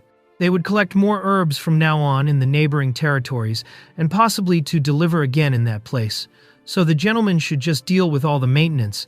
Then Liliana says that there is a limit that can be reached by only administering medicine, and Ishua asks what was happening. Liliana says that she wanted to investigate that mysterious disease a bit. Then they were returning and Liliana apologizes because the mission was supposed to be just for them to deliver the potions. However, she started wanting to investigate. Ishua smiles, saying that they will find the cause while transporting a potion to each territory in the village. The request was already complete, so it will never happen to stop a bit to investigate. But Ishua says that it was expected of a heroine, she just doesn't want to complete the mission. And then Ishua believes in Liliana and her judgment. The girl gets completely embarrassed, and Ishua tells her to stop being formal at that moment. But it was impossible for her. Then Julia ends up asking why she wanted to investigate in the first place, if there is something that she was not taking a little seriously. And in fact, when she defeated one of the demon kings, that demon told her to remember because there was one that was the sinister plan, and that he wishes that humans would stop that thing. Liliana asked the demon what it was, and he said that it was a plan that would reveal itself over time to make the Tree of Life weaker and let the heap of attacks follow to the village. And then the demon starts to leave. He had told everything to Ishua at that moment, who was thoughtful. At that time it was a group of people who didn't know that that kind of thing had already been resolved, and then they wonder if this might be part of their sinister plan. Then the carriage driver appears, saying that they arrived at the first destination, so they end up getting off to take some of the potions. The driver says that those people are very strange after all. The driver says that he doesn't need to run to solve the problem, and that he could only take some missions to deliver constantly. But with the money that they would earn on that mission, they have no choice but to take this. It was actually something very intelligent, according to Maria. But Ishua explains that it seems that her leader was completely lost in that kind of thing, and she is more than a natural person. Very good. So, after all, Ishua decides to start distributing the medicine and started investigating the cause of what was happening. Then they are guided by a gentleman who says that he has many patients in a simple place and that they were also not even managing to walk. Looking at the situation of those people, everyone is completely surprised by what was happening. There were many patients thrown in a house, and the situation was similar to the other places, and there were about 100 people who were there at that moment. The cause was totally unknown, and they don't know what they should do to throw that disease away and let the person recover on their own. It was a very good point that the potion that they were bringing worked. The medicines that they deliver would still not be enough for everyone. Ishua was completely outside his area of knowledge, but he needs to follow Liliana's example, find something that only he could do there. Then Ishua decides to examine the patient's condition. The gentleman said that it was all right, and that he doesn't believe that they would have help from a hero who defeated one of the 4 demon kings, and a mana bearer who saved the tree of life. Then Ishua introduces himself to the gentleman, saying that he just needs to get a little close to his forehead, even if that kind of thing is outside Ishua's experience. If what the demon king said is true, and he is always able to find something, then he uses power on the gentleman's head, who wonders what was happening. Then Ishua says that his magic power balance was out of order. That's why he was getting sicker and sicker. The gentleman asks what that magic power balance was, and Ishua says that they had too little dark magic power, and in the middle of this, these things would make everything more complicated, because all creatures have a very well-balanced heap of magic power in all attributes. So Ishua was finishing the status of someone's magic power balance with just a touch, and Ishua ends up thinking if he can adjust the balance, and with a little power, he manages to adjust it in the child, and he was getting better and better. The child's mother is happy to see that her son was well, and the gentleman wonders then if the potion that they were bringing was just adjusting the magic power balance in the person's body, if those were the effects that were happening from the symptoms. But it is because that kind of thing has all the same symptom, so Ishua can deal with that situation. The gentleman is completely lost and cannot believe that Ishua not only constantly manages to check the person's magic power balance, but also manages to correctly place the magic power in FIS, the right attributes to help the people who were in need, that kind of thing. Ishua was going one by one, and Julia also wanted to try to see if she could help a little, and wanted to put some healing spells to help the clinic a little. The gentleman couldn't believe that that girl would put healing magic power throughout the place, that Ishua is not the only incredible person there, and that the entire group has an immense capacity. Marcella also has the notion that she needs to prepare the magic potion for everyone, while Liliana says that it is not just the disease, but also the lack of dark magic power that was there. That she started to get interested, and if the cause was magic power, then they can be able to do something. Right after they decide to keep an eye around the village to see if anything unusual was happening. Meanwhile, Diana and Maria would ask the villagers directly to see if anything was happening. Then Ishua sees everyone leaving, saying that it was expected of everyone to try to do their best in that situation. Right after, Ishua also sees that he has to do his best. Time passed, and so people were taking each of their medications, and the gentleman realized that Ishua was there and very tired, and decides to ask if he was all right, and if there was anything wrong. The gentleman is scared because it seems that there was something wrong, but Ishua said that he asked everyone to rest, but they woke up to help. Julia says that it was as expected of Ishua, that kind of thing. Ishua says that it's also thanks to Julia, since he would never be able to maintain the level of healing magic without her magic power. In that case, the gentlemen say that that was a miracle, that they cannot believe that something like that was happening, and that Ishua saved the Tree of Life, and also saved the entire village, would even become the new emperor of history. Ishua says that that was an exaggeration, and that it's not only him who saved the Tree of Life. Meanwhile, Liliana ends up approaching. Ishua asks what happened, and she says that she found something very important. Right at that moment, the people start to say that those two are unstoppable, and Ishua says that the leader there was Liliana and not him, and that all the members did everything perfectly. But the members were also shouting for Ishua, so they ask everyone to calm down. Meanwhile, outside the village, certain people were there prepared to start the attack on that village, and then they look at the person right behind asking if it was his first job, that if he was no proof that selling those medicines, and that in that village there was a disease. In the beginning, Allan ends up saying that those are all fake healing medicines with much more powerful effects. They start laughing, saying that it was time to accept that he was a criminal, and from now on he has no other way to live but by being a criminal, and that he was Allan. A few days after Allan lost his hero status, he went to the novice city. The receptionist couldn't believe what he was saying, but he cannot even take lower-class missions. He can only leave those missions for people who have something criminal in their name. So Allan got irritated and left the city, saying that he cannot get any decent mission because of his mark, and that it was all Ishua's fault for those things to have happened. At that moment, he won't be able to pay even for his night to stay. Then the man approaches, saying that he must be having a lot of trouble. Allan asks who that guy is, but he simply says that he didn't want to be rude, and that they brought a mission for him, the hero. Allan asks what was happening, and then wonders if those guys are from a criminal guild. At first, Allan doesn't accept, saying that he didn't want to enter a criminal guild, and then they say that they would gift him what he needs, and if he would need money, meat, food, he would probably get it on those missions. Allan starts holding back, but then he said that he would decide whether to accept or not after he follows first, so he probably accepted because he was eating all the food at that moment.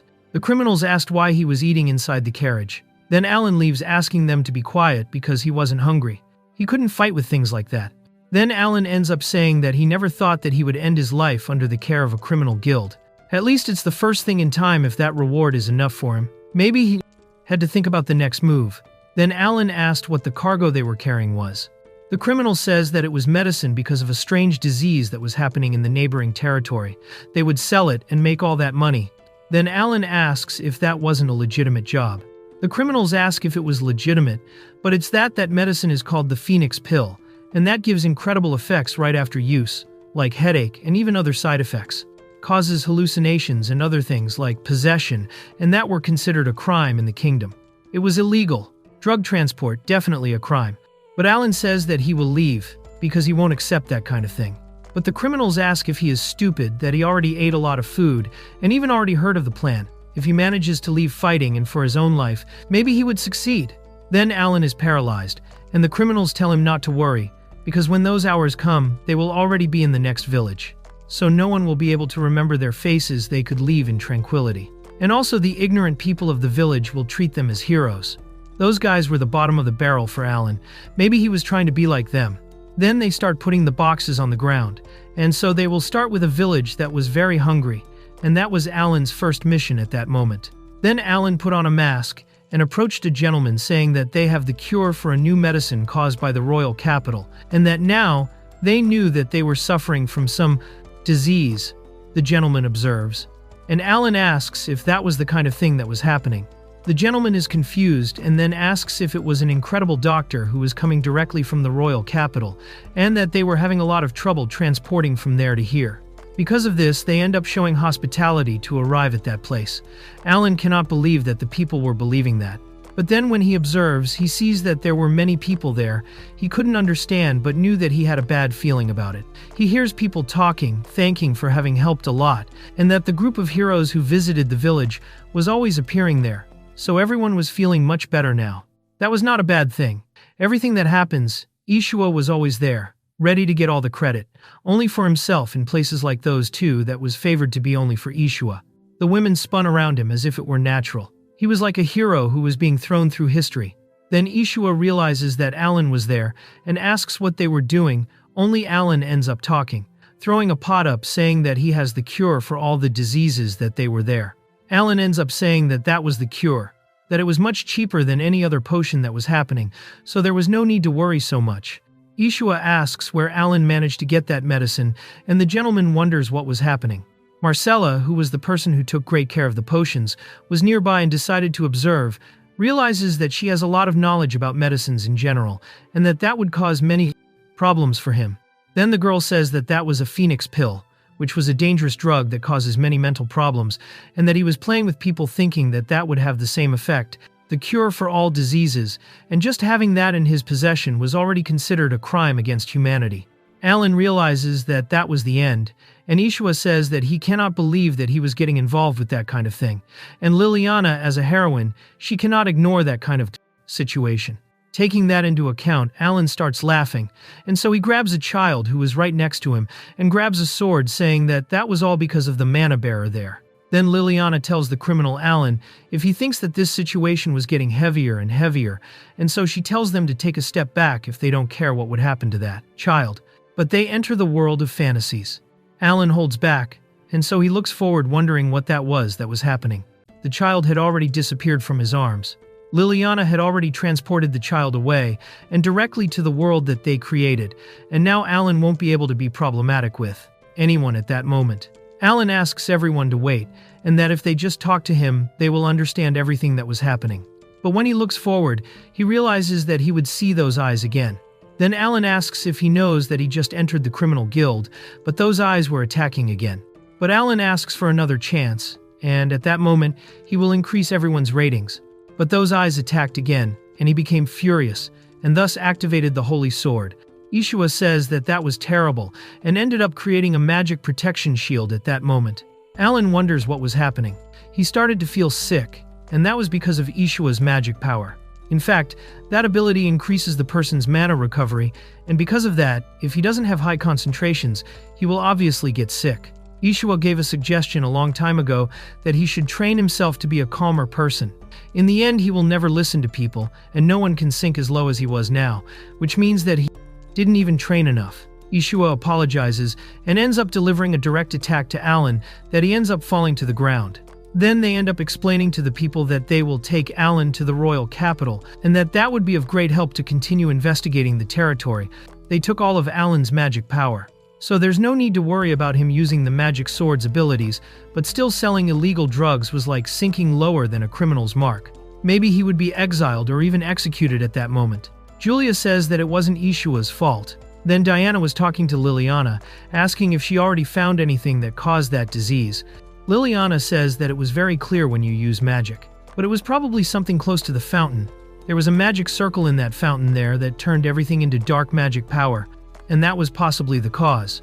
Ishua asks everyone to move away, and that maybe they should move forward to remove that. But Liliana says that there is much more than just that and thrown everywhere, and it was as expected. That incident had been artificially caused. Then the criminals were watching Allan being taken to the royal capital. He was quickly captured, but as it was a promise they should get that guy to turn him into another criminal. It was like the client's request who was there. The woman just smiles, while the criminals say that they would receive what was said. Then she removes all the clothes that she was wearing. The criminals said that the payment would be completely in money, but if she was also wanting to pay with her body. However, they are attacked and end up losing their own lives. There was a demon, who was called Undine, who said that now their reward would be to find their own death. Meanwhile, she tells the former hero Allan how he sank so low, he might turn against humanity because of this.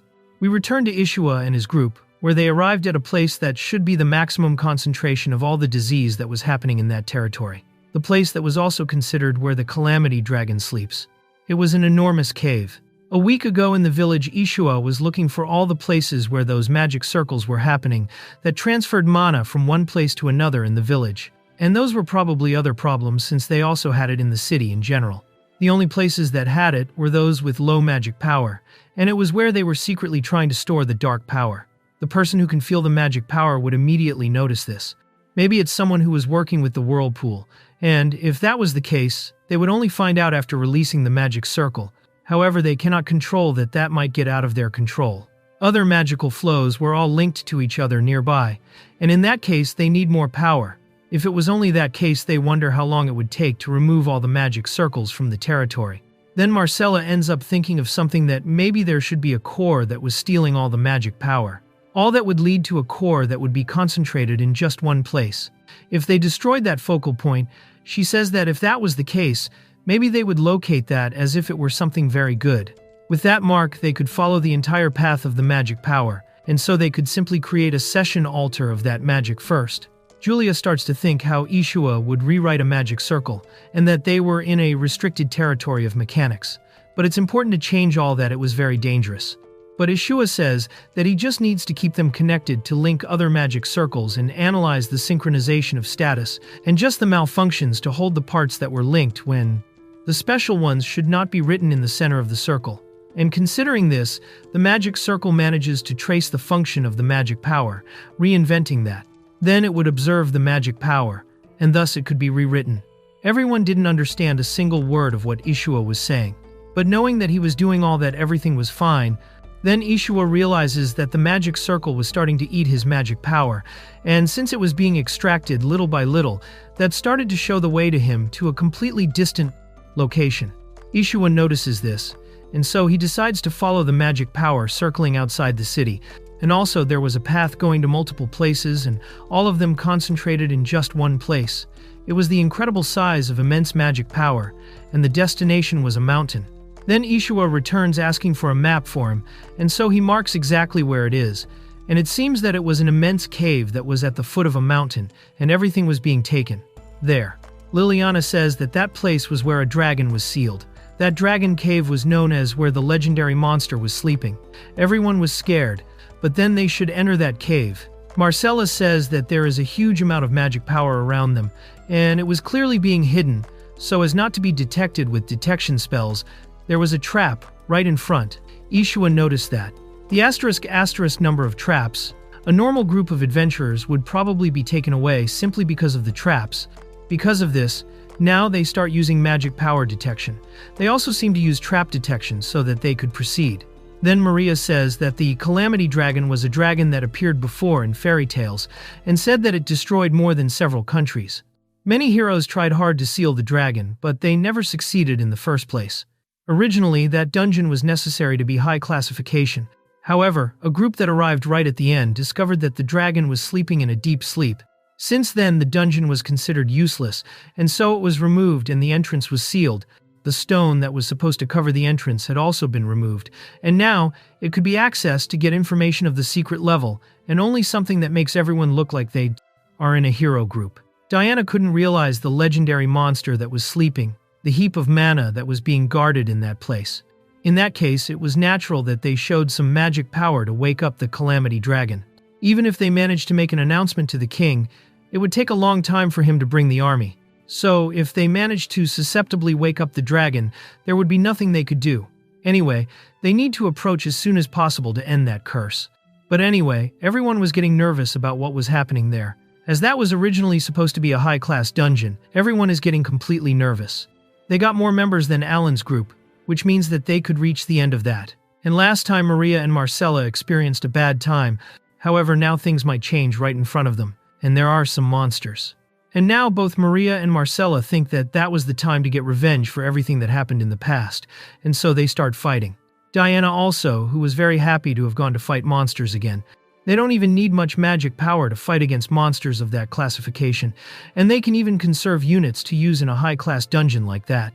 Anyway, they could move forward. Only Marcella noticed something. The path of the magic power separates into 3, which that might be a trap to confuse the intruders. Liliana said to leave it to her, and so she uses a map that appears on her screen, and that would simply make them follow the right path. Julia asks what the other marks were, and those are definitely rooms that contain something as if they were treasures. And she takes a potion that was a magic power potion. So Ishua starts to think that, in fact, she manages to create an entire map of the dungeon on her first visit, and thus get the item that she wants from the map. Then that was a completely broken power. But since they were having a very difficult time but a high-class passage with that group, everything would be much easier, inclusive when he arrives. An enormous portal was in front of them, which was the main area. He wonders what was happening, and right after opening it, they end up getting scared. Diana realizes that there was a terrible smell, as if it were rotten meat, and looking forward there were several people there who were looking at the dragon. Ishua ended up getting scared, realizing that the dragon was going through a worse state, and also the dragon was getting completely lost, as if it were rotting. Its size was immense, and some mages who were there end up noticing the protagonist and his group, and ask what they were doing there. They are neither humans nor demons. Then Liliana introduces herself as a heroine, and they are investigating what was happening there, near that territory. They say that Liliana is an enemy of the Demon King, and then they realize that they were followers of the Demon King, which ends up scaring everyone. But they were with the Divine Chaos Society. Ishua asks what that society was. But it was a religion that ends up following the Demon King, and is full of crazy people who believe that humans can be saved after losing their lives, which also means that it was a construction of the Demon King. Then they say that the Whirlpool wants to hear their voice, however they need to revive the dragon that would quickly be recognized. It was all for the sake of being recognized by the Demon King. For that reason, they would revive the immense dragon. But that was madness.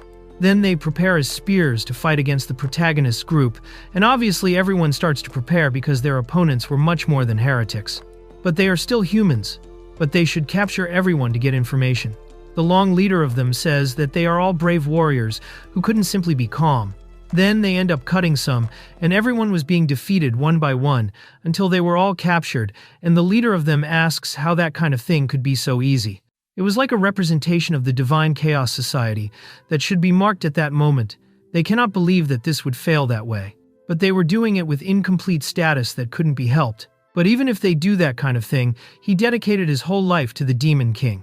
Then he says that death was salvation, and so he delivers the dark magic power to the dragon to bring it back to life. Then all the concentration of dark magic power is given to the dragon, and thus it was growing rapidly. The dragon was reviving. And then they heard an immense noise. They realized that the dragon was waking up, and right after waking up, all the magic power is thrown into the air. All of them were scared, with fear of what might have happened at that moment. Ishua looked forward, wondering what it was, and thus the cave had broken in the middle. Liliana was scared. Diana realized that a long time ago, a beast that was told in fairy tales managed to annihilate many islands, classified as a monster much stronger than it should be, and that it was a calamity dragon. Julia asks if everyone is safe, but it was just a breath attack. They couldn't understand how that took the mountain with it. However, another attack was coming towards them, but one of the dragon's arms had broken, and then it released the lightning with everything. And that ended up scaring everyone who was nearby. The dragon still got up, and they observed that the mountain had been taken.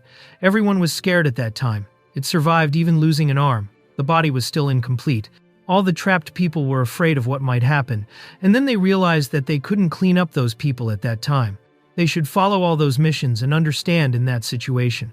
Liliana stood up to be used as magic, and right at that moment her staff ended up shining. Right after Diana said that she was facing a legendary dragon, and it seems that they have no choice but to face that monster.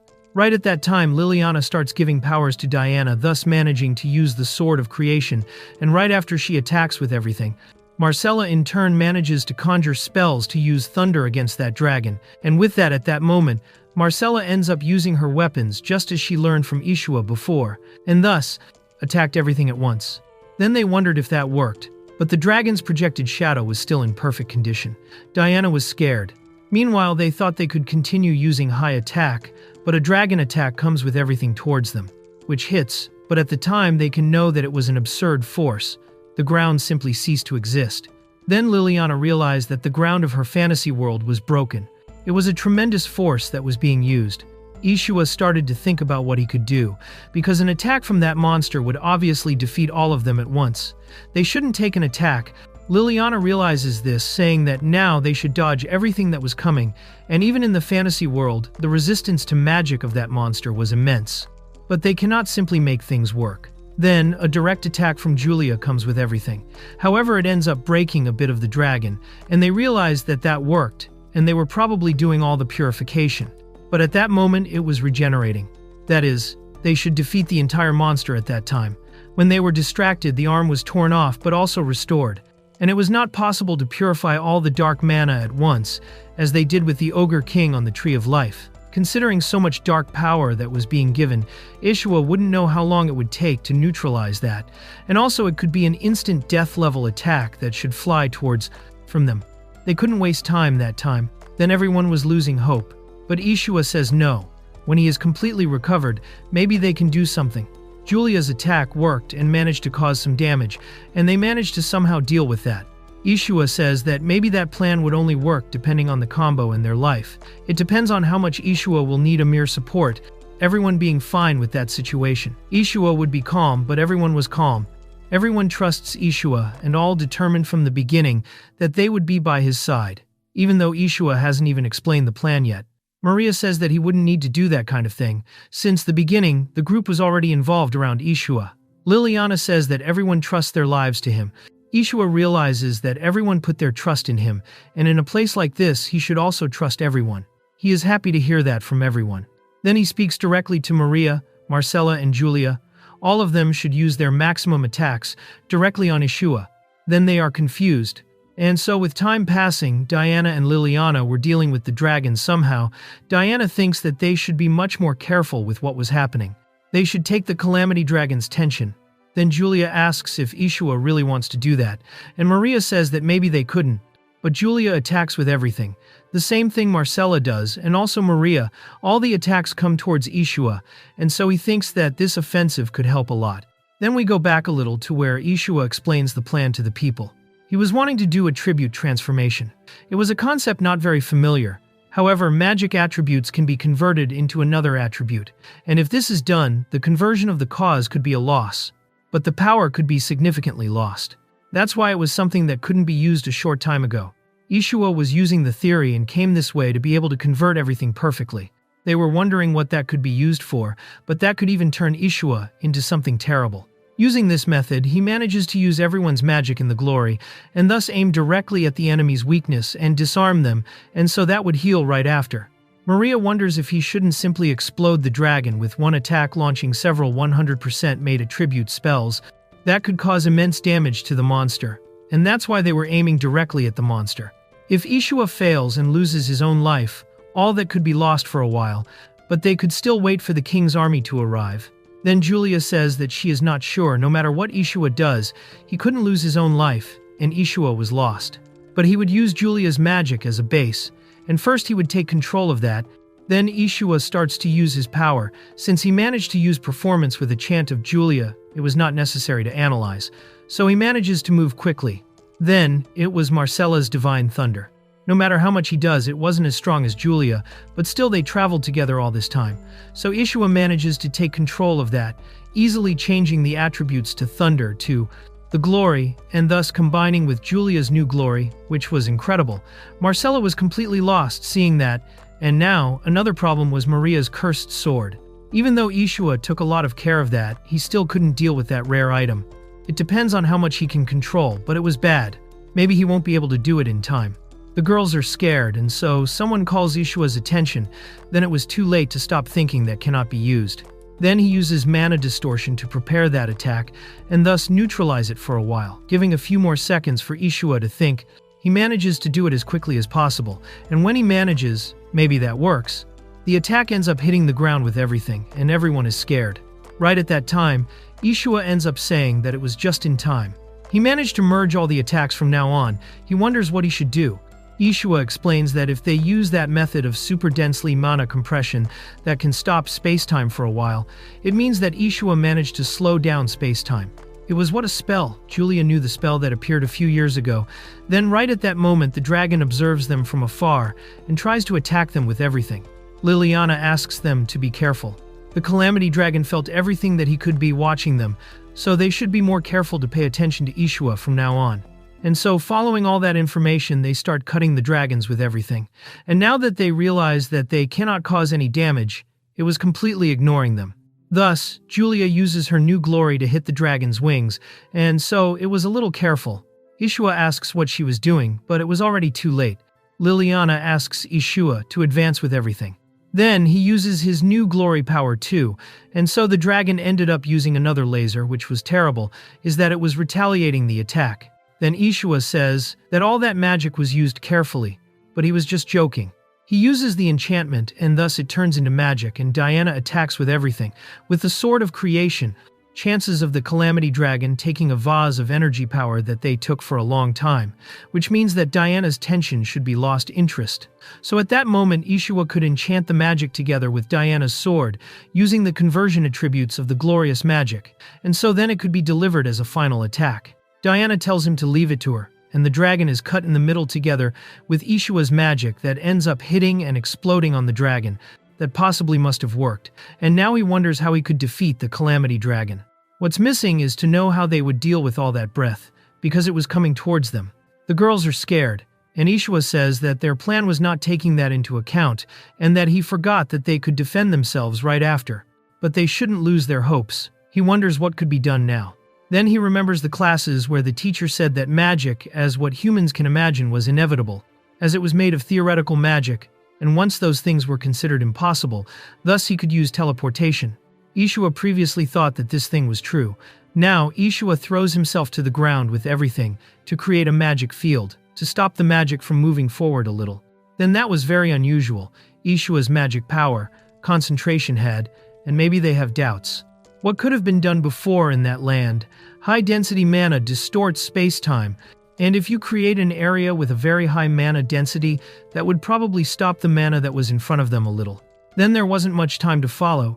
If space breaks in the middle, the coordinates could connect, which that would create a space. So Ishua ends up entering another space, and at that moment they wonder where he was. It was a hole between the world of tremor and causality. If he gets lost there, he will never be able to return to the original world, and to the original time. He must hold on to connect with his life. Julia's smile passes on his face, and he would definitely arrive at that place, no matter what happens. Right after, the dragon's attack passes by them and everyone is scared, asking where Ishua was. No one knew what was happening at that moment. Liliana starts crying, but someone goes behind them. It was Ishua who fell directly on top of Julia, apologizing. He asks if she's okay and that he used Julia's marking to return to that world, but she ends up hugging Ishua with a lot of force.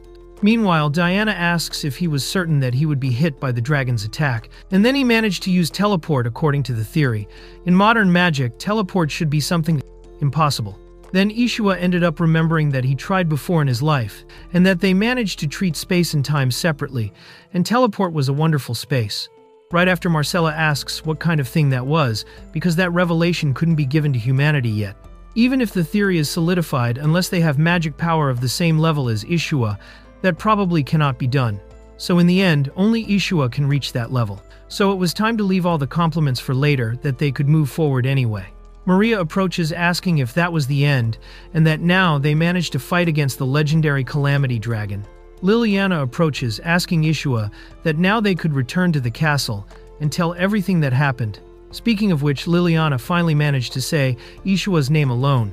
Because of this, she is embarrassed. So, as time passed, a few days went by, and so they told the king everything that happened, that he couldn't believe it. How the people managed to defeat the Calamity Dragon with only a group of 6 people. Ancient tales from thousands of years ago told that some heroes barely managed to seal that animal. But even after a complete surprise, the king asks what they were talking about that he heard. That some islands were wiped off the face of the earth at that time.